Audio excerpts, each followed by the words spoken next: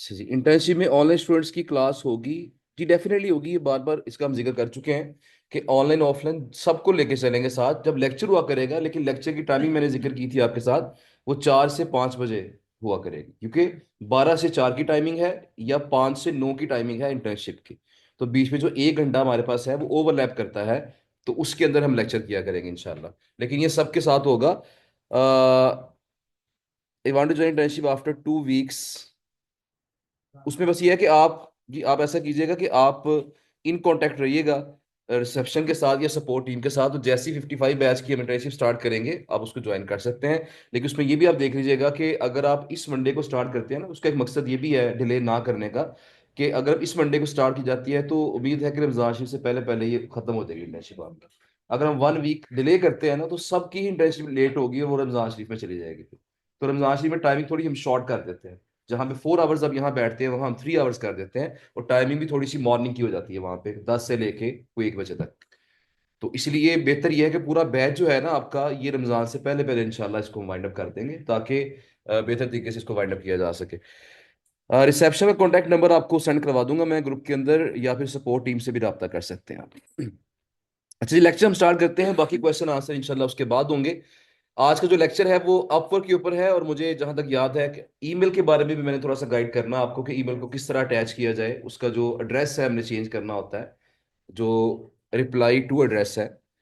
Number share हो गया जी chat के अंदर ही, तो उसको जरा नोट कर लीजिएगा अपने पास।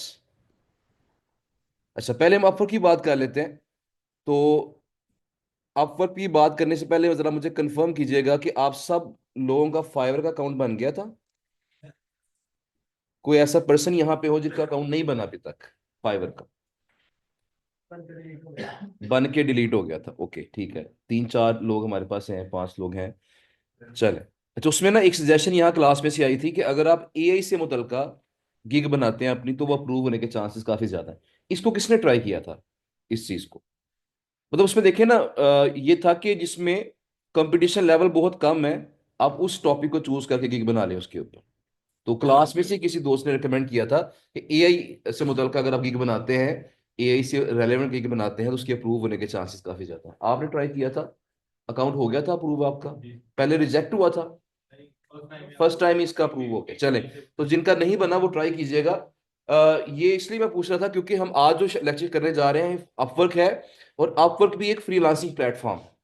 तो इसको एंड पे करवाने का मकसद सिर्फ और सिर्फ ये होता है कि इसको शुरू करने से पहले पहले फाइवर आपका वाइंड अप हो जाए। देखिए, हम जब वर्किंग करते हैं ना, तो उसमें हमारा कुछ वर्किंग प्लान क्या होता है, ये इस पे मैंने एक छोटी सी वीडियो भी बना के चैनल पे लगाई थी। क्योंकि अक्सर ऐसा होता है कि हमारे जो स्टूडेंट्स हैं यहाँ से कोर्स करते हैं, मल्टीपल ऑप्शंस हैं क्लाइंट्स हैंड करने के लिए, तो किस पे ज्यादा फोकस किया जाए। तो मैं हमेशा ये चीज कहता हूँ कि जब आपने काम करना है तो आपने प्रायोरिटाइज कर लेना है कुछ चीजों को। मतलब क्या, अगर आप देखिए फाइवर की बात करते हैं तो फाइवर पे आपने रोजाना काम नहीं करना। फाइवर पे सिर्फ एक ही आपके पास चीज है कि आपने 4 गिग्स बनानी है। वो 4 गिग्स आपने अच्छे अंदाज से बनानी, और उसके बाद आपने रोजाना डेली बेसिस पे बस आपने ऑनलाइन रहने की कोशिश करनी है। जितना ज्यादा आप ऑनलाइन रहते हैं उतना आपको इंक्वायरी आने के चांसेस बेटर हो जाते हैं। अब यहाँ फिर सवाल पैदा होता है कि ऑनलाइन किस टाइम पे हुआ जाए। तो क्या रात को 2 बजे उठ के ऑनलाइन हो जाए? तो ये कोई अच्छी ऑप्शन नहीं है। मैं हमेशा की चीज कहता हूँ कि अपने कंफर्ट को, जो आपका एक रात अल्लाह ताला ने सोने के लिए बनाई है, उसको सोने के लिए इस्तेमाल करें। आपको जो ऑर्डर आना है, जो क्लाइंट मिलना है, वो दिन के टाइम ही मिल जाएगा। हमारे पास कई इंक्वायरीज आती हैं यूएस के क्लाइंट्स की दिन के टाइम में। हाँ, अब नॉर्मली हमारी जो टाइमिंग होती है अक्सर घरों में वो 12 1 बजे या 11 बजे सो रहे होते हैं, तो तब तक आप जागें, अपने फाइबर को ऑन रखें। उसके बाद जब आपने सोना है तो फाइबर की खातिर ना जागें आप। आपने जब सोना, आप सो जाएं, कोई मसला नहीं है, आप उसको बंद करके सो जाएंगे, फिर भी आपको इंक्वायरी आ सकती है अगर आपकी गिग रैंक कर रही हो तो। अच्छा, अब फाइबर पे सिर्फ एक काम है, 4 गिग्स बनानी है। इसके बाद कोई और काम नहीं है सिवाय ऑनलाइन होने के। उसके बाद अगर हम बात करते हैं आई कॉपीफाई की या गेस्ट पोस्ट नाउ की बात करते हैं, तो इन दोनों प्लेटफॉर्म्स के ऊपर आपने साइटें ऐड करनी है। और साइटें भी आपने ऐड करके यहां भी क्या करना है, रोजाना सिर्फ अपने अकाउंट को सिर्फ एक दफा ओपन करना है। फाइवर पे आपने मुसलसल जितना ज्यादा ऑनलाइन रहेंगे उतना बेनिफिशियल होगा। लेकिन जो आपका आई कॉपीफाई है और जो गेस्ट पोस्ट नाउ है, इसके ऊपर आपने रोजाना सिर्फ एक दफा ऑनलाइन होना। क्योंकि आई कॉपीफाई पे और गेस्ट पोस्ट नाउ पे जब कोई बंदा ऑनलाइन होता है ना, तो उसका स्टेटस क्या शो होता है कि ये बंदा आज ऑनलाइन हुआ था, या कल ऑनलाइन हुआ था, या 2 दिन पहले ऑनलाइन हुआ था। तो बस आपने रोजाना ऑनलाइन होके हर क्लाइंट को ये शो करवाना है कि ये बंदा आज ऑनलाइन था, यानी ये बंदा एक्टिव है। अगर इसको ऑर्डर दिया जाएगा तो ये मेरा ऑर्डर जल्दी मुकम्मल करे। बस ये आपने शो करना है। सिर्फ एक दफा साइट ऐड हुई हुई है, सिर्फ एक दफा ऑनलाइन होके लॉग इन करके उसके बाद चाहे लॉग आउट कर ले, कोई इशू नहीं। अजान जरा सुन लीजिए, अजान के बाद कंटिन्यू करते हैं इंशाल्लाह।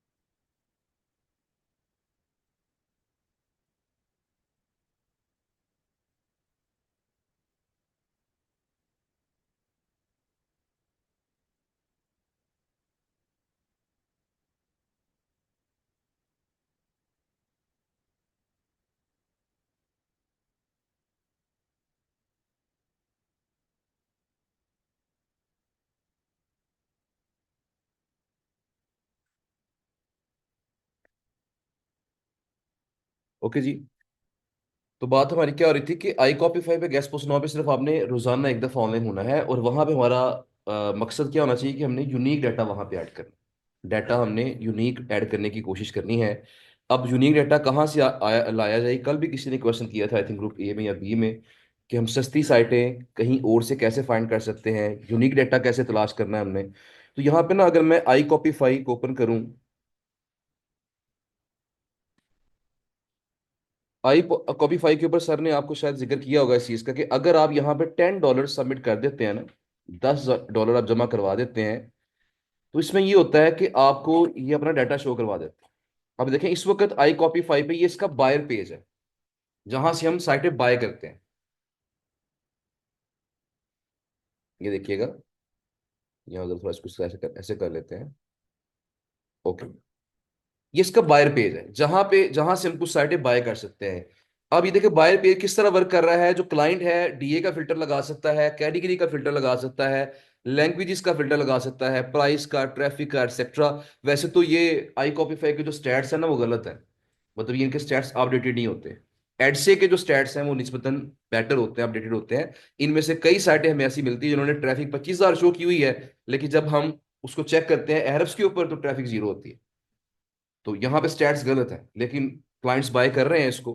तो यहाँ पे देखिएगा इसके अंदर, अब यहाँ पे आप क्या करेंगे, सिर्फ एक काम, अगर आपको सस्ती साइडें चाहिए ना, आप एक काम कर सकते हैं कि यहाँ पे प्राइस का फिल्टर लगा दें फ्रॉम $1 to $5। ये फिल्टर लगा के, और यहाँ पे हम पब्लिशर रोल के ऊपर एक क्लिक करेंगे, और यहाँ पे करेंगे वेबसाइट्स एडिड बाय ऑनर्स। वो साइटें मुझे दिखाओ जो ओनर्स ने ऐड की हुई हैं, वेबसाइटों के मालिकों ने ऐड की हुई हैं। ओके, अब यहां देखेंगे, हम यहाँ पे सर्च करेंगे ना जब, तो सॉरी, प्राइस का फिल्टर द्वारा हम खत्म करके देखते हैं, वैसे सिर्फ ऐसे करके देखते हैं, वेबसाइट्स एडिट बाय ऑनर्स। तो यहाँ पे कहता है फील्ड आपको लगानी पड़ेगी।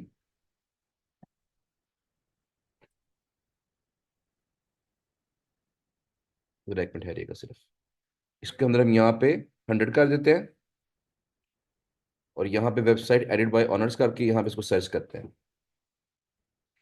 अब यहाँ देखिएगा 6,864 साइटें ऐसी आई हैं जो ऑनर्स ने ऐड की हैं, और उनकी प्राइस रेंज क्या है, 1 से लेके 100 तक है। अब यहां अगर मैं इसको देखूंगा ना, यहाँ पे तो रखिएगा, जब मैं बाय पोस्ट के ऊपर आता हूं तो ये प्राइस क्या है, $4.99, यहाँ पे $4.99। तो यहाँ इसको हम सॉर्ट कर सकते हैं, price from low to high. जब मैं सॉर्ट करूंगा तो यहाँ देखिए कि ये साइटें मेरे पास आ गई हैं। ये पहले पेज जितनी भी साइटें हैं, ये सारी की सारी $5 वाली हैं। अगले पेज पे आएंगे, ये भी सारी साइटें कितनी होंगी, इनमें से भी मैक्सिमम साइटें $5 वाली होंगी। ये देखें, यहाँ पे देखिएगा, ये आई कॉपी 5, मतलब आई कॉपी 5 पे एज अ बायर भी जा सकते हैं ना आप। ऑर्डर मिला आपको फाइवर पे, आप यहाँ आके क्या करते हैं, उसको प्लेस करते हैं। लेकिन सिर्फ उनको ऑर्डर प्लेस करें जो ऑनर्स ने साइट ऐड की। जो साइट ऑनर ने खुद ऐड की होती है, उसके कंप्लीशन रेट उनका क्या होता है, काफी ज्यादा होता है। ऑर्डर मुकम्मल होने के चांसेस क्या होते हैं, बहुत ज्यादा होते हैं। आपको $10 का ऑर्डर मिला फाइवर पे, आपने यहाँ साइट ढूंढी $5 की, यहाँ पे आके ऑर्डर प्लेस कर, आपका वो ऑर्डर क्या हो जाएगा, वो कंप्लीट हो जाएगा। ये बात समझ रहे हैं ना। एक तो इस तरह हो सकता है। नंबर टू, जो थोड़ा सा मेहनत वाला तरीका, वो क्या है कि यहां से $5 वाली तमाम साइटें पकड़ लें। $5 वाली तमाम साइटें पकड़ लें, उन्हें कॉपी कर लें। वैसे तो इन्होंने यूरो शोरी करवा रहे, मेरा बैलेंस आई थिंक ये अकाउंट शायद भी वाला लगा हुआ है। मुझे जरा लॉग आउट करके अपने वाला अकाउंट लगाना पड़ेगा, शायद उसमें कोई बैलेंस हो हमारा।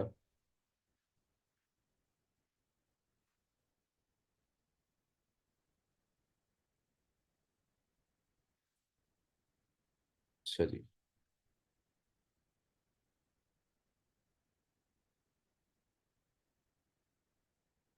क्या हुआ?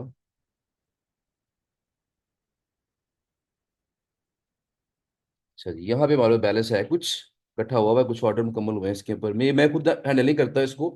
मैंने यहाँ पे सिर्फ अपनी पर्सनल साइटें थी, दो तीन सिर्फ ऐड की हुई हैं। उन पर्सनल साइटों पे जो है ना, वो हमने। अच्छा, मैं एक चीज़ आपको और भी बता दूं कि ये जो आपको प्राइस नजर आ रही है ना, $4.99, ये आई कॉपीफाई ने आपसे $5 चार्ज करने हैं। और आई कॉपीफाई ने आगे कितना पे करना है वेबसाइट के मालिक को? $1.25। मेरी बात समझ रहे हैं? यानी एक देखिए लॉजिकल बात जरा ध्यान से सुननी है आपने, कि जो साइट आपको यहाँ पे $5 में मिल रही है, एक्चुअली एडमन को पैसे मिल रहे हैं $1.25। तो अगर आप उस एडमन से डायरेक्ट रब्ता करें और उसे कहें कि मैं आपको $3 देने के लिए तैयार हूँ, आपने आई कॉपी पे साइड लगाई हुई है $1.25 में, तो मैं आपको $3 देने के लिए तैयार हूं, तो क्या आप मेरे साथ डील करेंगे? मेरी बात समझ रहे हैं ना? तो यहां से थोड़ी कैलकुलेशन कर लेनी है आपने। मैंने, क्योंकि मैंने चीजें टेस्ट की हैं। मैंने अपनी अपनी साइट की प्राइस को जब $5 किया, आई कॉपी फाइल उसकी प्राइस $16 कर दी। ये क्लाइंट से वो $16 ले रहा है, और मुझे कितने दे रहा है, $5। तो वो ज्यादा पैसे आई कॉपी फाइल कमा रहा है यहाँ से।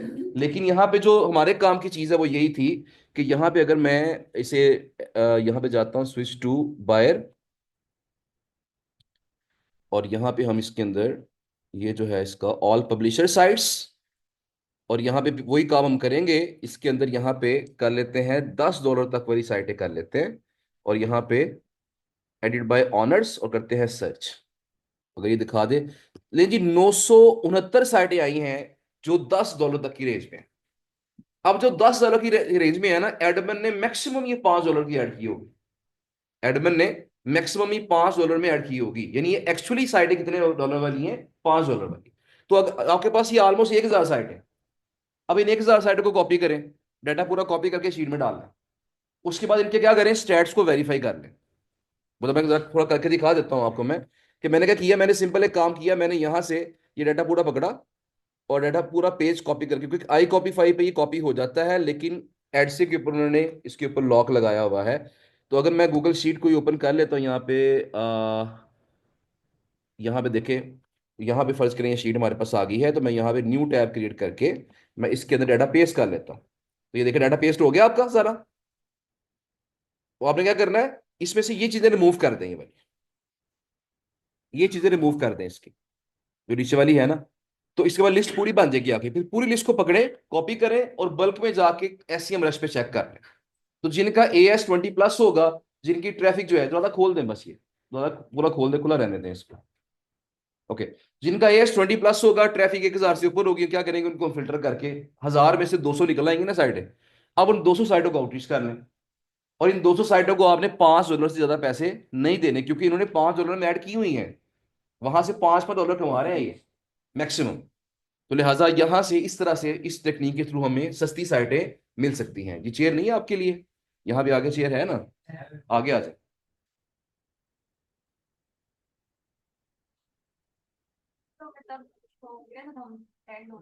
जी डेफिनेटली, यहाँ पे देखिए थोड़ी सी इन्वेस्टमेंट है, लेकिन उस इन्वेस्टमेंट के बदले आपको क्या हो रहा है कि कुछ डाटा आपको अच्छा मिल रहा है। कम टाइम में सस्ता और अच्छा डाटा मिल गया आपको। ठीक है ना। और इन फ्यूचर अगर आपने ऑर्डर प्लेस करना है, यहीं पे ऑर्डर प्लेस करना है, तो वही $10 में से खर्च करके ऑर्डर प्लेस भी कर सकते हैं। मतलब ये $10 आपके स्टक नहीं होंगे, इनको भी यूटिलाइज कर सकते, एक्सपेंड एक्सपेंड कर सकते हैं $10 को आप। लेकिन एक तरीका है, करें ना करें ये ऑप्शनल है। वैसे तो मैंने मैनुअली सर्च करना डाटा बता दिया, लेकिन कुछ स्टूडेंट्स कह रहे थे ना सस्ती साइटें कहाँ से तलाश करें, तो मैंने उस लिहाज से बताया है कि ये भी एक तरीका हमारे पास है। हम आई कॉपी फाइव पे या एड से पे आपको आई थिंक सो $30 जमा करवाने पड़ते हैं इस मकसद के लिए, तो फिर वो डाटा आपको दिखाते हैं।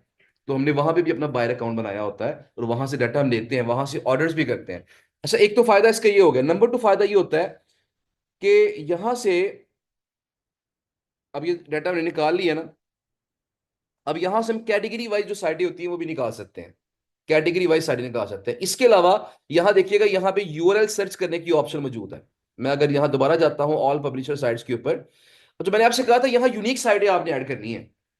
अब फर्ज करें मैं अगर देखना चाहता हूं कि क्या बेल गोल .com किसी बंदे ने ऐड की है कि नहीं की यहाँ पे।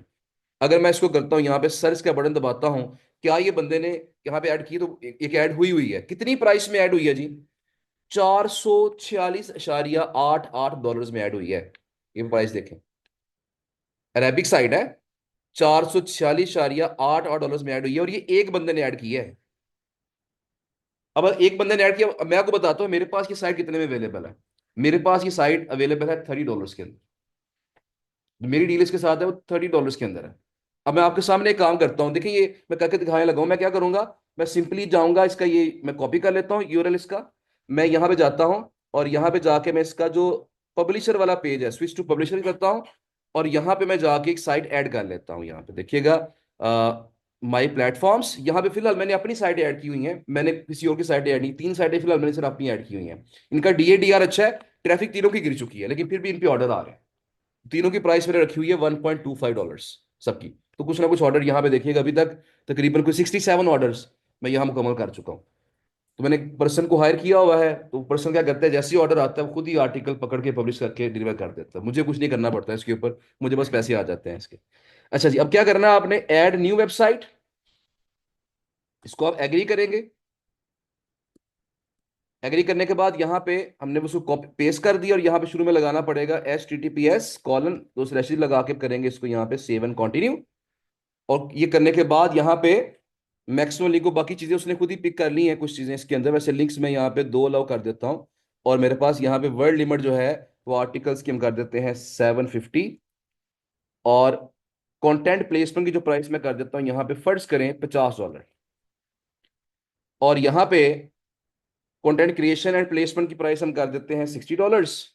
और डिलीवरी टाइम हम कर देते हैं 1 डे, क्योंकि ये क्लाइंट मेरे साथ जो है ना, ये वेंडर व्हाट्सएप के ऊपर बड़ा एक्टिव है। बल्कि मुझे कह रहा था कि यार आपको कुछ कम प्राइस भी चाहिए होगी तो मैं प्रोवाइड कर दूंगा, क्योंकि इस साइट पे हमने पिछले 3 माह के अंदर ऑलमोस्ट इस साइट, इस एक साइट के ऊपर ऑलमोस्ट कोई 30 आर्टिकल्स पब्लिश करवाए हैं, नवंबर दिसंबर जनवरी में। तो इसलिए थोड़ा सा उसे ये लग रहा है कि यार ये बंदा अच्छी आर्टिकल पब्लिश करवा रहा है, उसने मुझे कम प्राइस भी ऑफर कर दी है, तो इससे कम पे भी करने के लिए तैयार है वो। सैंपल पोस्ट हमें पुट करनी पड़ेगी। अब सैंपल पोस्ट मैं अगर यहाँ से तलाश कर सकूं तो मुझे जरा जाना पड़ेगा कहीं और भी। बहरहाल इसमें स्पेशल रिक्वायरमेंट्स आप ऐड करके आप इसको कर देंगे सबमिट साइट। और देखिए, अगर मैं इसको $50 में ऐड कर रहा हूँ, तो आई कॉपीफाई ये शो करेगा मैक्सिमम कितने में शो कर लेगा, 100 में शो कर लेगा। अब मैं एक साइट 100 में सेल कर रहा हूँ, वो बंदा ये साइट 450 में सेल कर रहा है, तो मुझे बताएं इस साइट पे ऑर्डर कैसे आएगा? डेफिनेटली मुझे आएगा। और मेरी जो कंप्लीशन है, मेरे जो ऑर्डर्स हैं, 67 ऑर्डर्स ऑलरेडी शो हो रहे हैं कि मैंने ऑलरेडी कंप्लीट किए हुए हैं अपनी प्रोफाइल के ऊपर। तो लिहाजा ऑर्डर ज्यादा आने के चांसेस किसके होंगे, वो मेरे ही होंगे। मेरी बात समझ रहे हैं ना जी जी? नहीं, 50 पे देखिए कुछ ना प्रॉफिट तो हो रहा है ना, तो थोड़ा प्रॉफिट कमा ले, लेकिन ये कि इस तरह के प्लेटफॉर्म को पहले रन कर ले थोड़ा सा। जब इस साइड पे आपके 2-3 आर्टिकल लग जाए, फिर 100 प्राइस कर दें आप।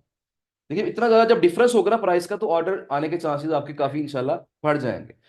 बहरहाल जी, अब यहाँ पे करना क्या है कॉपीफाई पे आपने, कि इसमें या तो ऐसी साइट ऐड करें जो किसी ने महंगे में ऐड की हुई है, आप सस्ते में ऐड करें, प्राइस का डिफरेंस काफी ज्यादा आपके पास आ रहा हो। या नंबर 2 चीज ये है, आपने साइट सर्च की, आपको कोई साइट यहाँ पे नहीं मिली, वो साइट यहाँ पे नहीं मिली, तो अब क्या करेंगे, जिस तरह मैं एक साइट और सर्च करके देखता हूँ, शायद यहाँ पे वो अवेलेबल ना हो। मैं ये साइट बाद में ऐड करवा दूंगा इसके ऊपर अपने अकाउंट के ऊपर। फिलहाल ये है कि यहाँ पे हम जो जाते हैं, इस पे वैसे काफी टाइम हमारा लग गया, लेकिन कोई इशू नहीं, लास्ट चीज देख लेते हैं यहाँ पे। जिस तरह एक वेबसाइट है फुट इनसाइडर, इस पे भी हमने काफी आर्टिकल पब्लिश करवाए हैं। ये भी हमें मार्केट प्राइस काफी देखें, अब ये किसी ने ऐड नहीं की हुई। ये साइट बिल्कुल क्या है, यूनिक है। मैं अगर ऐड करूंगा तो मैं चाहे 200 में ऐड कर दूं, तो अगर इस कोई साइट, किसी को साइट ये पसंद आती है, तो ये मुझे ही ये ऑर्डर मिलेगा। इसके अलावा एक बड़ी जबरदस्त साइट है मेरे पास, आई थिंक आर्सेनल के स्पेलिंग यही होते हैं, सॉरी, आर्सेनल मेनिया। अच्छा जी, ये साइट ऐड हुई हुई है। आप जरा तवज्जो कीजिएगा, मैं आपको हैरान कुन बात बताता हूँ। ये साइट कितने में ऐड हुई हुई है? 2793 इसकी प्राइस है, और एक ही बंदे ने ऐड की हुई है। ठीक है जी, मैं अगर इस पर क्लिक करके देखूं, मैं बाय बाय पोस्ट वैसे होगा नहीं, क्योंकि डॉलर कम है मेरे पास, तो इस पे शो नहीं कराएगा, कहता है पैसे और ऐड करो। बहरहाल, लेकिन हैरान को बात पता क्या है, कि मेरी इस वेबसाइट के डील से डील है $60 के अंदर, $60 ओनली। और ये डील $60 में कैसे की थी? ये डील की थी जिस तरह मैंने कल तरीका कल बताया था लिंकिंग वाला, कि मैंने इस वेबसाइट का जो ऑथर था, जो राइटर था इसका, मैंने वो ढूंढा उसकी, क्योंकि बहुत अच्छी साइट आई है। इसके ऊपर बहुत ज्यादा आर्टिकल हम लगवा चुके हैं, हर महीने 2-3 आर्टिकल लगते हैं इसके ऊपर हमारे। तो अब क्या है कि ये साइट, मैंने इसका राइटर ढूंढा, राइटर ढूंढ के उसको मैंने उसके साथ में बातचीत की। उसने वैसे मुझे जो प्राइस मांगी थी ना, वो $100 मांगी थी। तो मैंने उसे कहा $40,000 में पे करूंगा। तो उसने कहा ठीक है, ओके, आर्टिकल सेंड करो। उसने दूसरी बात ही नहीं की है। अब यहाँ पे राइटर्स का फायदा क्या होता है? वो राइटर जो है आर्सेनल मेनिया पे आर्टिकल पब्लिश कर रहा है, ऑलरेडी पब्लिश कर रहा है, उसकी जॉब है वहां पे, उसे वहां से सैलरी मिलती है, तो वो सैलरी भी ले रहा है, और मुझसे भी आर्टिकल पब्लिश करने के पैसे मुझसे भी ले रहा है। उसको डबल फायदा हो रहा है इससे। तो जब आप किसी वेबसाइट के जो ऑफिशियल राइटर्स हैं, तब उनसे इन कांटेक्ट आ जाते हैं, तो फिर ये बेनिफिट्स आपको मिलते हैं। तो ये कि मैं अगर इसको $100 में ऐड कर दूं यहाँ पे, तो देखिए कितना फायदा होगा। ये वैसे क्लास में मैंने इसको एक्सप्लोर कर लिया है, अब मैं वापस जाके इसको दोनों को ऐड करूंगा, ठीक है? मुझे आइडिया हो गया इस चीज का। बहरहाल जी, तो बताने का मकसद यहाँ पे ये है कि आई कॉपीफाई पे, गेस्ट पोस्ट नाउ पे, एडसे पे, इस तरह लिंक हाउस है, इन तमाम प्लेटफॉर्म पे आपको ऑर्डर आने के चांसेस ज्यादा तब होंगे जब या तो प्राइस आपकी सबसे कम हो, या आपने जो साइट ऐड की है वो किसी ने साइट ऐड ना की हो। अब मैं देख रहा हूँ मेरे पास काफी साइटें ऐसी हैं, टाइम नहीं मिलता एक्चुअली खुद इसको चेक करने का, ऐड करने का।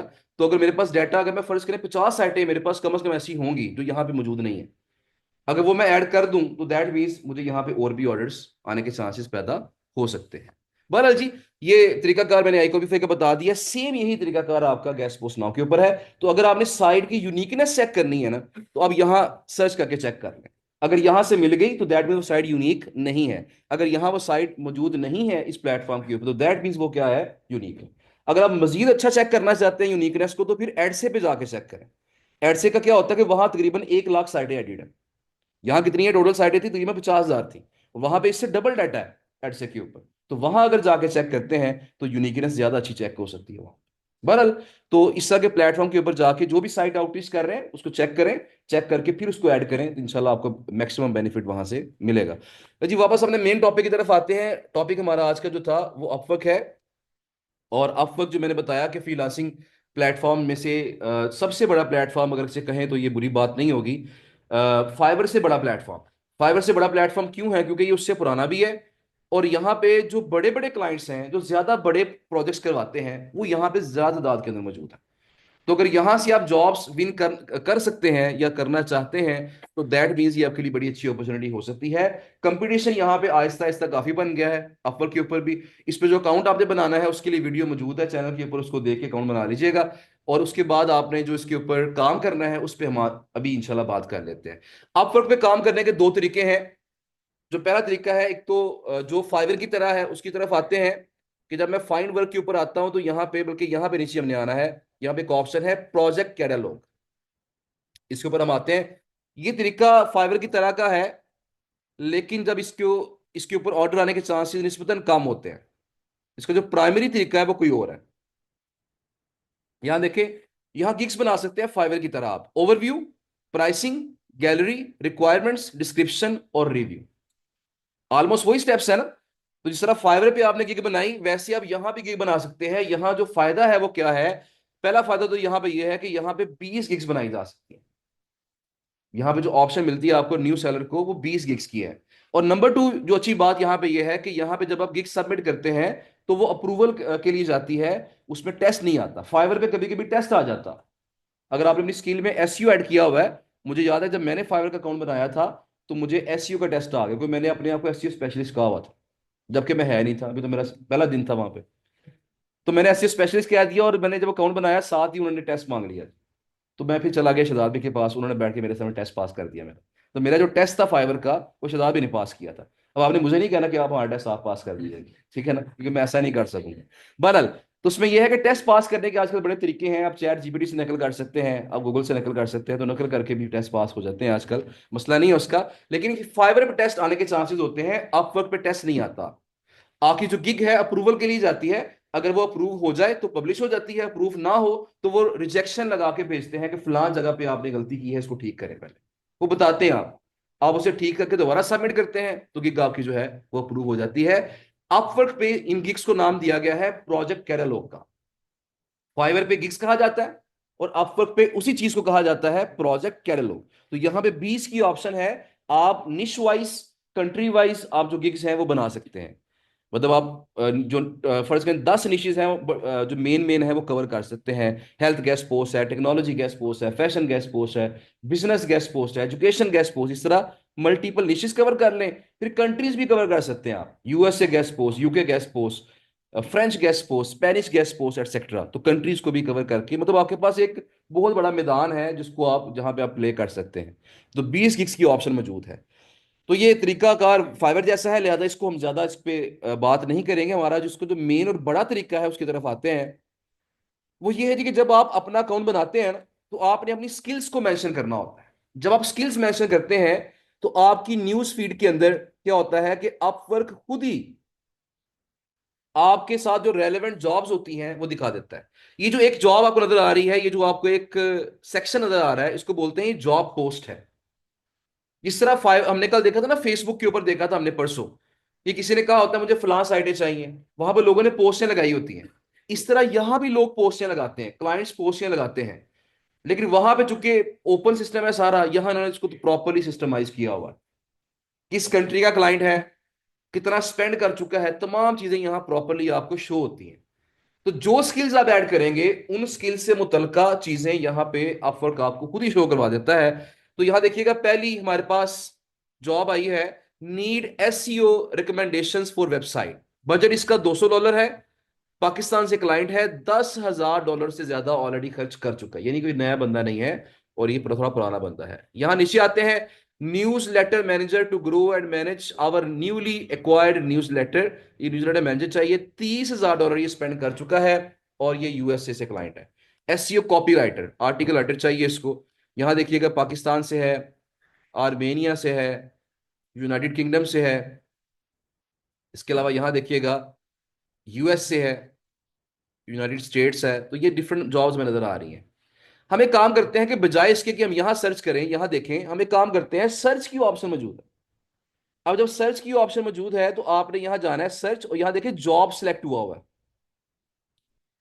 हमारे लिए जो सर्च की ऑप्शन है वो जॉब्स है। मैं यहां पे बैकलिंक्स पे फर्ज करें सर्च करता हूं कि बैकलिंक से मुतलका कितनी जॉब्स इस वक्त मौजूद है अपवर्क के ऊपर। तो यहां अगर इनको सम कर लें ना आप, इन तीनों को सम कर लें तो तकरीबन ये बनती है, आई थिंक सो कोई 3,000 के अराउंड, सॉरी कुछ 27-2800 बनती हैं जो जॉब्स अवेलेबल हैं जो बैकलिंक से मुतलका है। इनमें से 118 जॉब जो है वो एंट्री लेवल जो बिगिनर्स हैं उनके लिए हैं, 1629 जॉब जो है वो इंटरमीडिएट के लिए हैं, और 915 जॉब जो है वो एक्सपर्ट लेवल वाले लोगों के लिए हैं। अब करना क्या, आपने देखें बैकलिंक्स लिख के सर्च कर दिया।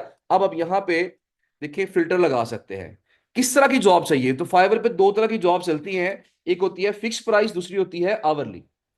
आवरली से मुराद ये है कि लोग आपसे पर आवर काम करवाते हैं, आवरली काम करवाते हैं, जितने घंटे आप काम करते हैं उसका पर आवर आपको पे कर देते हैं।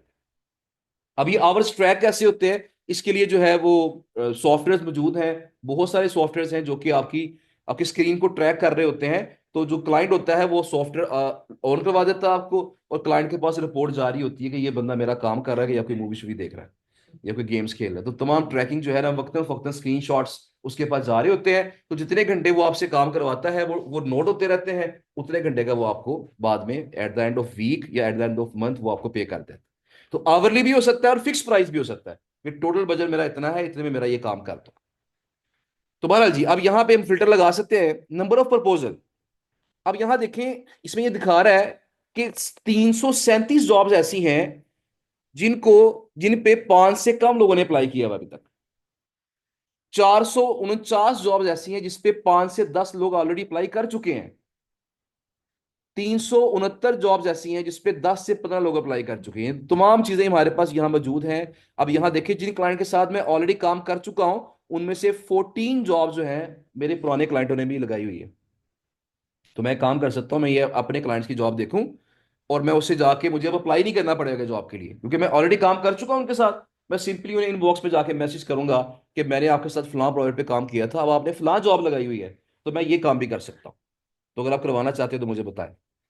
तो ये आपको बता रहा होता है कि जो आप जिन क्लाइंट के साथ ऑलरेडी काम कर चुके हैं आप, उन्होंने कितनी जॉब्स अभी तक पोस्ट की हैं। तो 14 जॉब्स हैं जो यहाँ पे पोस्ट हुई हैं। क्लाइंट की लोकेशन लगा सकते हैं आप, किस कंट्री का क्लाइंट चाहिए आप, लोकेशन सेलेक्ट कर सकते हैं। टाइम जोन सेलेक्ट कर सकते हैं। प्रोजेक्ट की जो लेंथ है वो सिलेक्ट कर सकते हैं। आवर्स पर वीक सेलेक्ट कर सकते हैं। ये तमाम ऑप्शंस आपके पास जो है वो मौजूद हैं। अब क्या करेंगे हम यहाँ पे सिंपली, अगर हम यहाँ पे अमाउंट की बात करें, तो यहाँ पे देखिए फिक्स प्राइस, यहाँ देखें कि 100 डॉलर से कम वाले इतनी जॉब्स हैं। और अगर मैं देखूं कि 1,000 से 500 से 1,000 डॉलर वाली, ये जॉब्स दिखा दो मुझे। 1,000 से 5,000 वाली और 5,000 से ऊपर वाली। सिर्फ मुझे बड़ी बड़ी जॉब्स दिखाओ, बल्कि मैं 1,000 से ऊपर वाली पे जाता हूँ फिलहाल। ये आपके कंट्रोल में है कौन सी जॉब देखनी है आप। अब जरा तवज्जो कीजिएगा। अब ये आपके पास ये जॉब्स आ गई हैं जो कि ज्यादा प्राइस वाली हैं।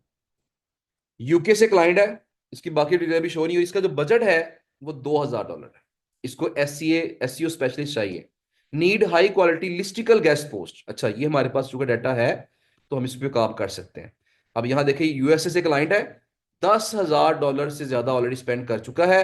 यदि आई am looking for vendors for link building, I am focused only on high quality listicle guest posts for manufacturing, distribution and retail. This is for a business service company, so links need to be relevant for business manufacturing industries. I am not looking for monthly plans or audits etc. उसे कहते हैं मुझे listicle क्या होता है ना, यहाँ पे टॉप 5, लेट्स सपोज कहा जी टॉप 5 स्मार्ट वॉचेस कह दिया, या टॉप 5 एसईओ एजेंसीज का जिक्र कर दिया। तो ये जो लिस्टें बनी होती है ना, 5 लोगों की, 10 लोगों की, 5 कंपनी की, 10 कंपनी की, इस तरह के जो आर्टिकल्स होते हैं इनको बोलते हैं लिस्टिकल्स हैं। हर वेबसाइट ये आर्टिकल एक्सेप्ट नहीं करती। कुछ साइटें होती हैं जो कि इस तरह के आर्टिकल पब्लिश कर देती हैं, कुछ नहीं करती। तो हमने उसकी कैटेगरी सेपरेट बना कर रखी हुई है। मेरे पास ऑलमोस्ट कोई 15-20 के करीब साइटें ऐसी हैं जो प्रीमियम कैटेगरी की हैं, लेकिन वो लिस्टिकल्स एक्सेप्ट करती हैं। तो इसको हम वो ऑफर कर सकते हैं। उसके बाद देखिएगा आगे, Google business profile SEO specialist for website optimization, low competition SEO की चाहिए। वैसे थोड़ी सी जॉब्स ऐसी आ रही हैं। गेस्ट पोस्ट ऑन bbc.com, इसका जो बजट है वो 1,000 डॉलर है। इसको बीबीसी पे चाहिए। I am looking for a PR और SEO contact who can post guest post on bbc.com। Higher और लोअर इज फाइन, कहता है इससे ज्यादा भी खर्च कर सकता हूँ। यहां देखें, ये क्लाइंट, इसका बजट भी 1,000 डॉलर है। ये क्या चाहता है जी, link session specialist for health care PBN, 50,000 dollar इसका बजट है। इसका जो एस्टिमेटेड बजट है कितना है, 50,000 डॉलर। अब ये क्या जॉब है, जरा इसको चेक कर लेते हैं। 10 से 15 लोग ऑलरेडी अप्लाई कर चुके हैं इसके ऊपर, और 2 लाख डॉलर से ज्यादा ये ऑलरेडी क्लाइंट खर्च कर चुका है। मतलब ये बड़ा क्लाइंट है। अगर मैं इसको न्यू टैब में ओपन कर लूं, इसने कल ये पोस्ट की थी, तो इसको न्यू टैब में ओपन करते हैं और इसकी जरा डिटेल्स पढ़ लेते हैं कि ये क्या चाह रहा है। यदि we are seeking skilled freelancer to assist with link session on our existing health care private blog network, the ideal candidate should have their own PBN with established articles to ensure high quality link placement. Your goal will be to generate 50,000 revenue with the next 3 months. अच्छा जी, ये तो कोई और ही चीज निकल आई है। Strong understanding of SEO link building strategy is essential if you have the right resources. मतलब ये तो कुछ सेलर टाइप निकल आया है ना। चले कोई बात नहीं, बात का ऐसा भी हो जाता है। इसको बंद कर देते हैं हम, या बाद में खुद ही देख लूंगा इसको मैं क्या करना है इसका। अच्छा जी, अब यहाँ पे SEO specialist needed, link builder needed for publish web 2.0 crowd links. अच्छा, लिंक बिल्डर। अच्छा, मैं काम करता हूँ, मैं यहाँ पे ना बैकलिंक्स की बजाय मैं यहाँ पे गेस्ट पोस्ट लिख के सर्च करता हूँ, ताकि ज्यादा रेलेवेंट जॉब्स आएंगी फिर हमारे पास ना, क्योंकि बैकलिंक्स तो और भी कई तरह के होते हैं। ये देखिएगा, guest post opportunity on art and hobby sites, इस तरह की साइटों पे उस गेस्ट पोस्ट लगवानी है इसने, और ये इसकी डिटेल्स है यहाँ पे। इसके बाद गेस्ट पोस्ट आउटरीच, इसने आउटरीच करवानी है, और ये आपको आवरली कितना पे करेगा, $4 से लेके $10 तक पर आवर पे कर सकता है आपको ये, और 1 से 3 माह का इसका जो प्रोजेक्ट है। अच्छा जी, बैकलिंक्स और and guest posting Spanish speaking travel and tourism websites, इसको स्पेनिश साइटें चाहिए जो ट्रैवल की हो या टूरिज्म की हो। प्योर एडमिन वेबसाइट्स, यूएसए से क्लाइंट है, ये लिस्टिकल वही आ गया। बल मैं अगर पहले जॉब देखूं यहाँ पे, इसको जरा अप्लाई करके देख लेते हैं कि कैसे अप्लाई करना, मैं इसको ओपन कर देता हूँ।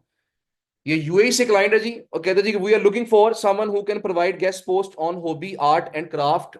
Our product categories are epoxy, resin, etc. The websites we will provide the content, and we need high traffic and 40 to 60 DA sites.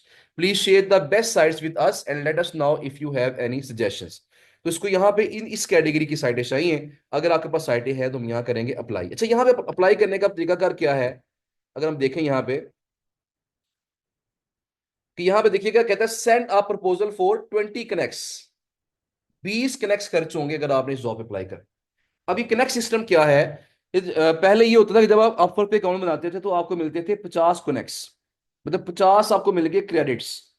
और जब भी आपने किसी जॉब पे अप्लाई करना है तो आपके क्रेडिट्स खर्च होंगे, क्योंकि देखिए यहाँ पे अपवर्क पे लाखों फ्रीलांसर्स हैं।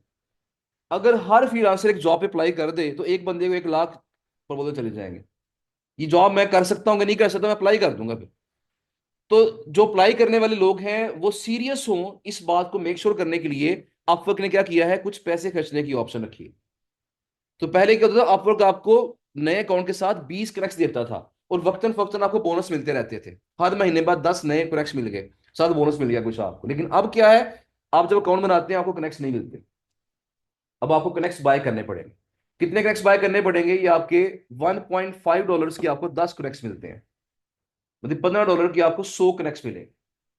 इसका मतलब क्या होगा कि वो 100 जो कनेक्ट होंगे वो खर्च करके आप इस तरह की 5 जॉब्स पे अप्लाई कर सकते हैं।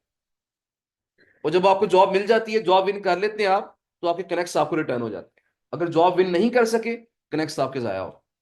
अगर आपने जॉब विन करके अच्छा काम किया है, आपको अच्छा रिव्यू मिल गया क्लाइंट की तरफ से, तो आपको बोनस कनेक्ट्स मिल जाते हैं। तो यहाँ पे उन्होंने कुछ बोनसेस भी रखे हैं, और यहाँ लेकिन हर जॉब पे अप्लाई करने के लिए कुछ खर्चा रखा हुआ है, ताकि ऐसे ही हर बंदा मुंह उठा के हर जगह अप्लाई ना करता रहे।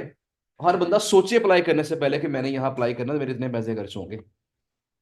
तो बहरहाल आप ये कनेक्ट्स आपको इनिशियली बाय करने पड़ते हैं। रिकमेंडेड ये है कि आप इनिशियली, अगर आप $15 खर्च करके 100 कनेक्ट्स बाय करते हैं, तो 100 कनेक्ट्स आप खर्च करें, उसमें आपकी तकरीबन 5 से 6 जॉब से अप्लाई हो जाएगा आपका। और आपने कोशिश ये करनी है 5 से 6 ऐसी जॉब से अप्लाई करें जिनको आप फुलफिल भी कर सकते हैं, जिनको पूरा कर सकते हैं आप। जिस तरह इसने देखिए हॉबी की साइट्स मांगी हैं, आर्ट की साइट्स मांगी हैं, तो अगर आपके पास साइटें ये नहीं है, अप्लाई ना करें इसको। किसी ने अगर टेक की साइडें मांगी हैं और अगर आपके पास है तो फिर अप्लाई कर दें, वरना ना करें। जो डाटा अरेंज आपने पहले डाटा अरेंज कर लें, फिर अप्लाई करें, ताकि आपके कनेक्ट जाया होने के चांसेस क्या हो, वो कम से कम। तो आप 5 6 जॉब से अप्लाई करें, वहीं से कोशिश करें कि जॉब आपकी विन हो, आपको ऑर्डर मिले। जो ऑर्डर मिलेगा, कनेक्ट रिटर्न भी हो जाएंगे, बोनस कनेक्ट भी मिलेंगे, और फिर यहाँ पे अगर और भी बाय करने पड़ते हैं, फिर और बाय करके मजीद आगे अप्लाई करते हैं जॉब्स के लिए। तो इस तरीके से क्या होगा, आपको जॉब मिलने के जो चांसेस हैं वो इंशाल्लाह काफी हद तक बेहतर रहेंगे, और एक्सपेंस भी आपका कम रहेगा। लेकिन इनिशियली आपको $15 जो है वो एक्सपेंड करने पड़ेंगे। जब आपने इंटर्नशिप में आना है तो इंटर्नशिप में ये चीज माइंड में रख के आइएगा कि आपने ये $15 एक्सपेंड करके आना है। क्योंकि इंटर्नशिप के अंदर क्या होगा कि हम हर हफ्ते में कम से कम एक जॉब पे लाजमी अप्लाई करवाएंगे आपसे। हर वीक में एक जॉब पे लाजमी अप्लाई करवाना है आपसे, क्योंकि आप अप्लाई करेंगे हमारे सामने तो पता चलेगा ना रिजल्ट क्या आया आपका। क्या ख्याल है? तो आपने अप्लाई करना है, अगर अप्लाई ना किया तो रिजल्ट भी आपको नहीं मिलना, तो ऑर्डर मिलने के तो चांस ही नहीं है आप। ओके। जी जी। हम्म।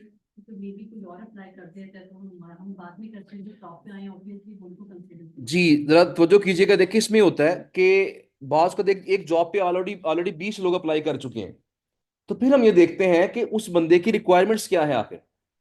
गेस्ट पोस्टिंग में अच्छी चीज क्या है, मैंने शायद जिक्र पहले भी किया था आपसे कि कई क्लाइंट्स ऐसे हमें मिले हैं जिनसे बातचीत होती है ना, तो अक्सर क्लाइंट्स का ये कहना होता है कि हमें जब भी अच्छी गेस्ट पोस्ट मिले, चाहे बस जरूरत ना भी हो, हम फिर भी लगवा लेते हैं। क्योंकि गेस्ट पोस्टिंग या बैकलिंग जितने ज्यादा हो उतने कम होते हैं।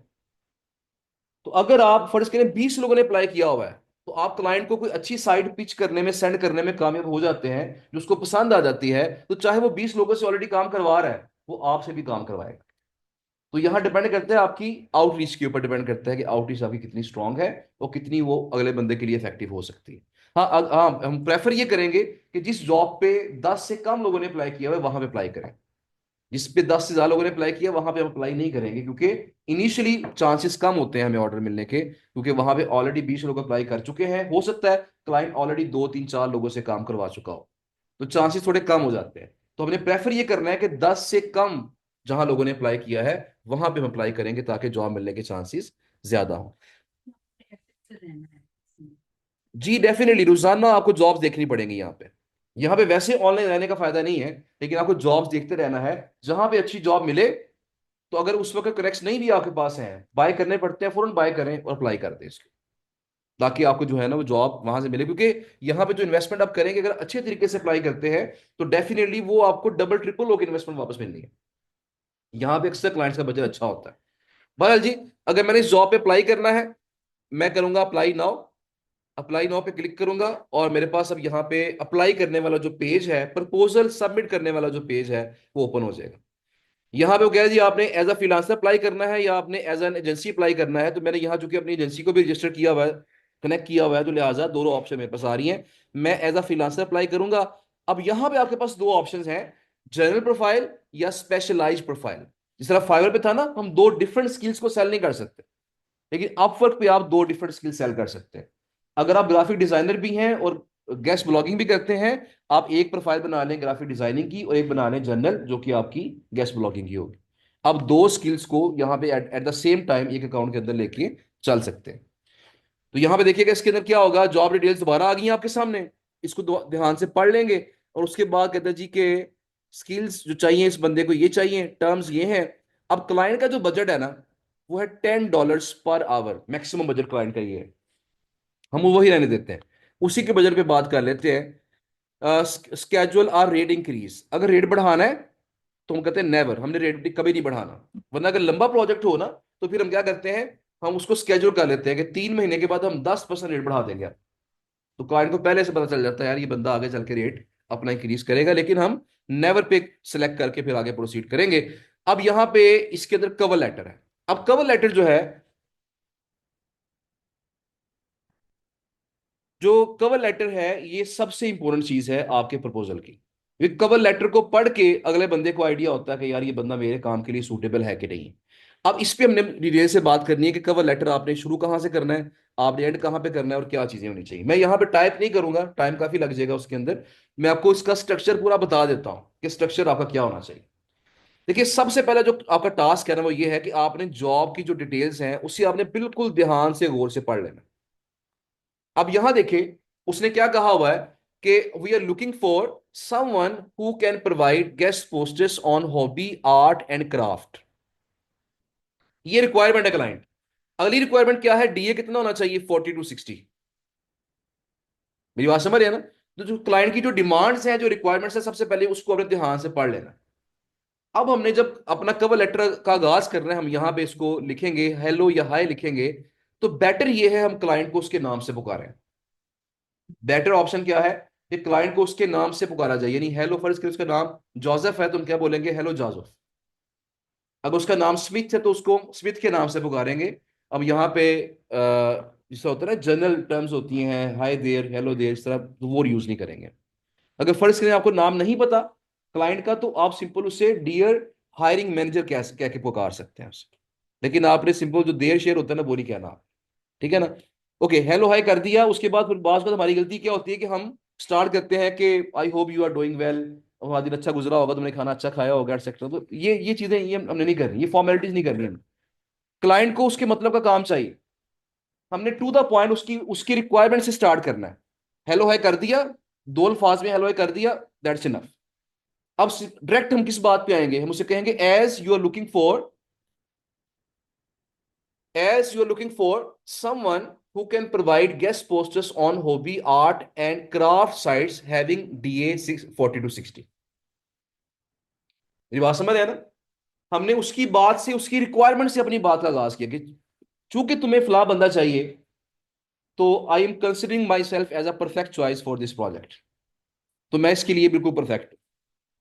आप आगाज अपना इस बात से करेंगे। इससे क्या फायदा होगा? पहली चीज, क्लाइंट को ये पता चल गया कि अगले अगले बंदे ने मेरी रिक्वायरमेंट्स को पढ़ के मुझे मेरी जॉब पे अप्लाई किया।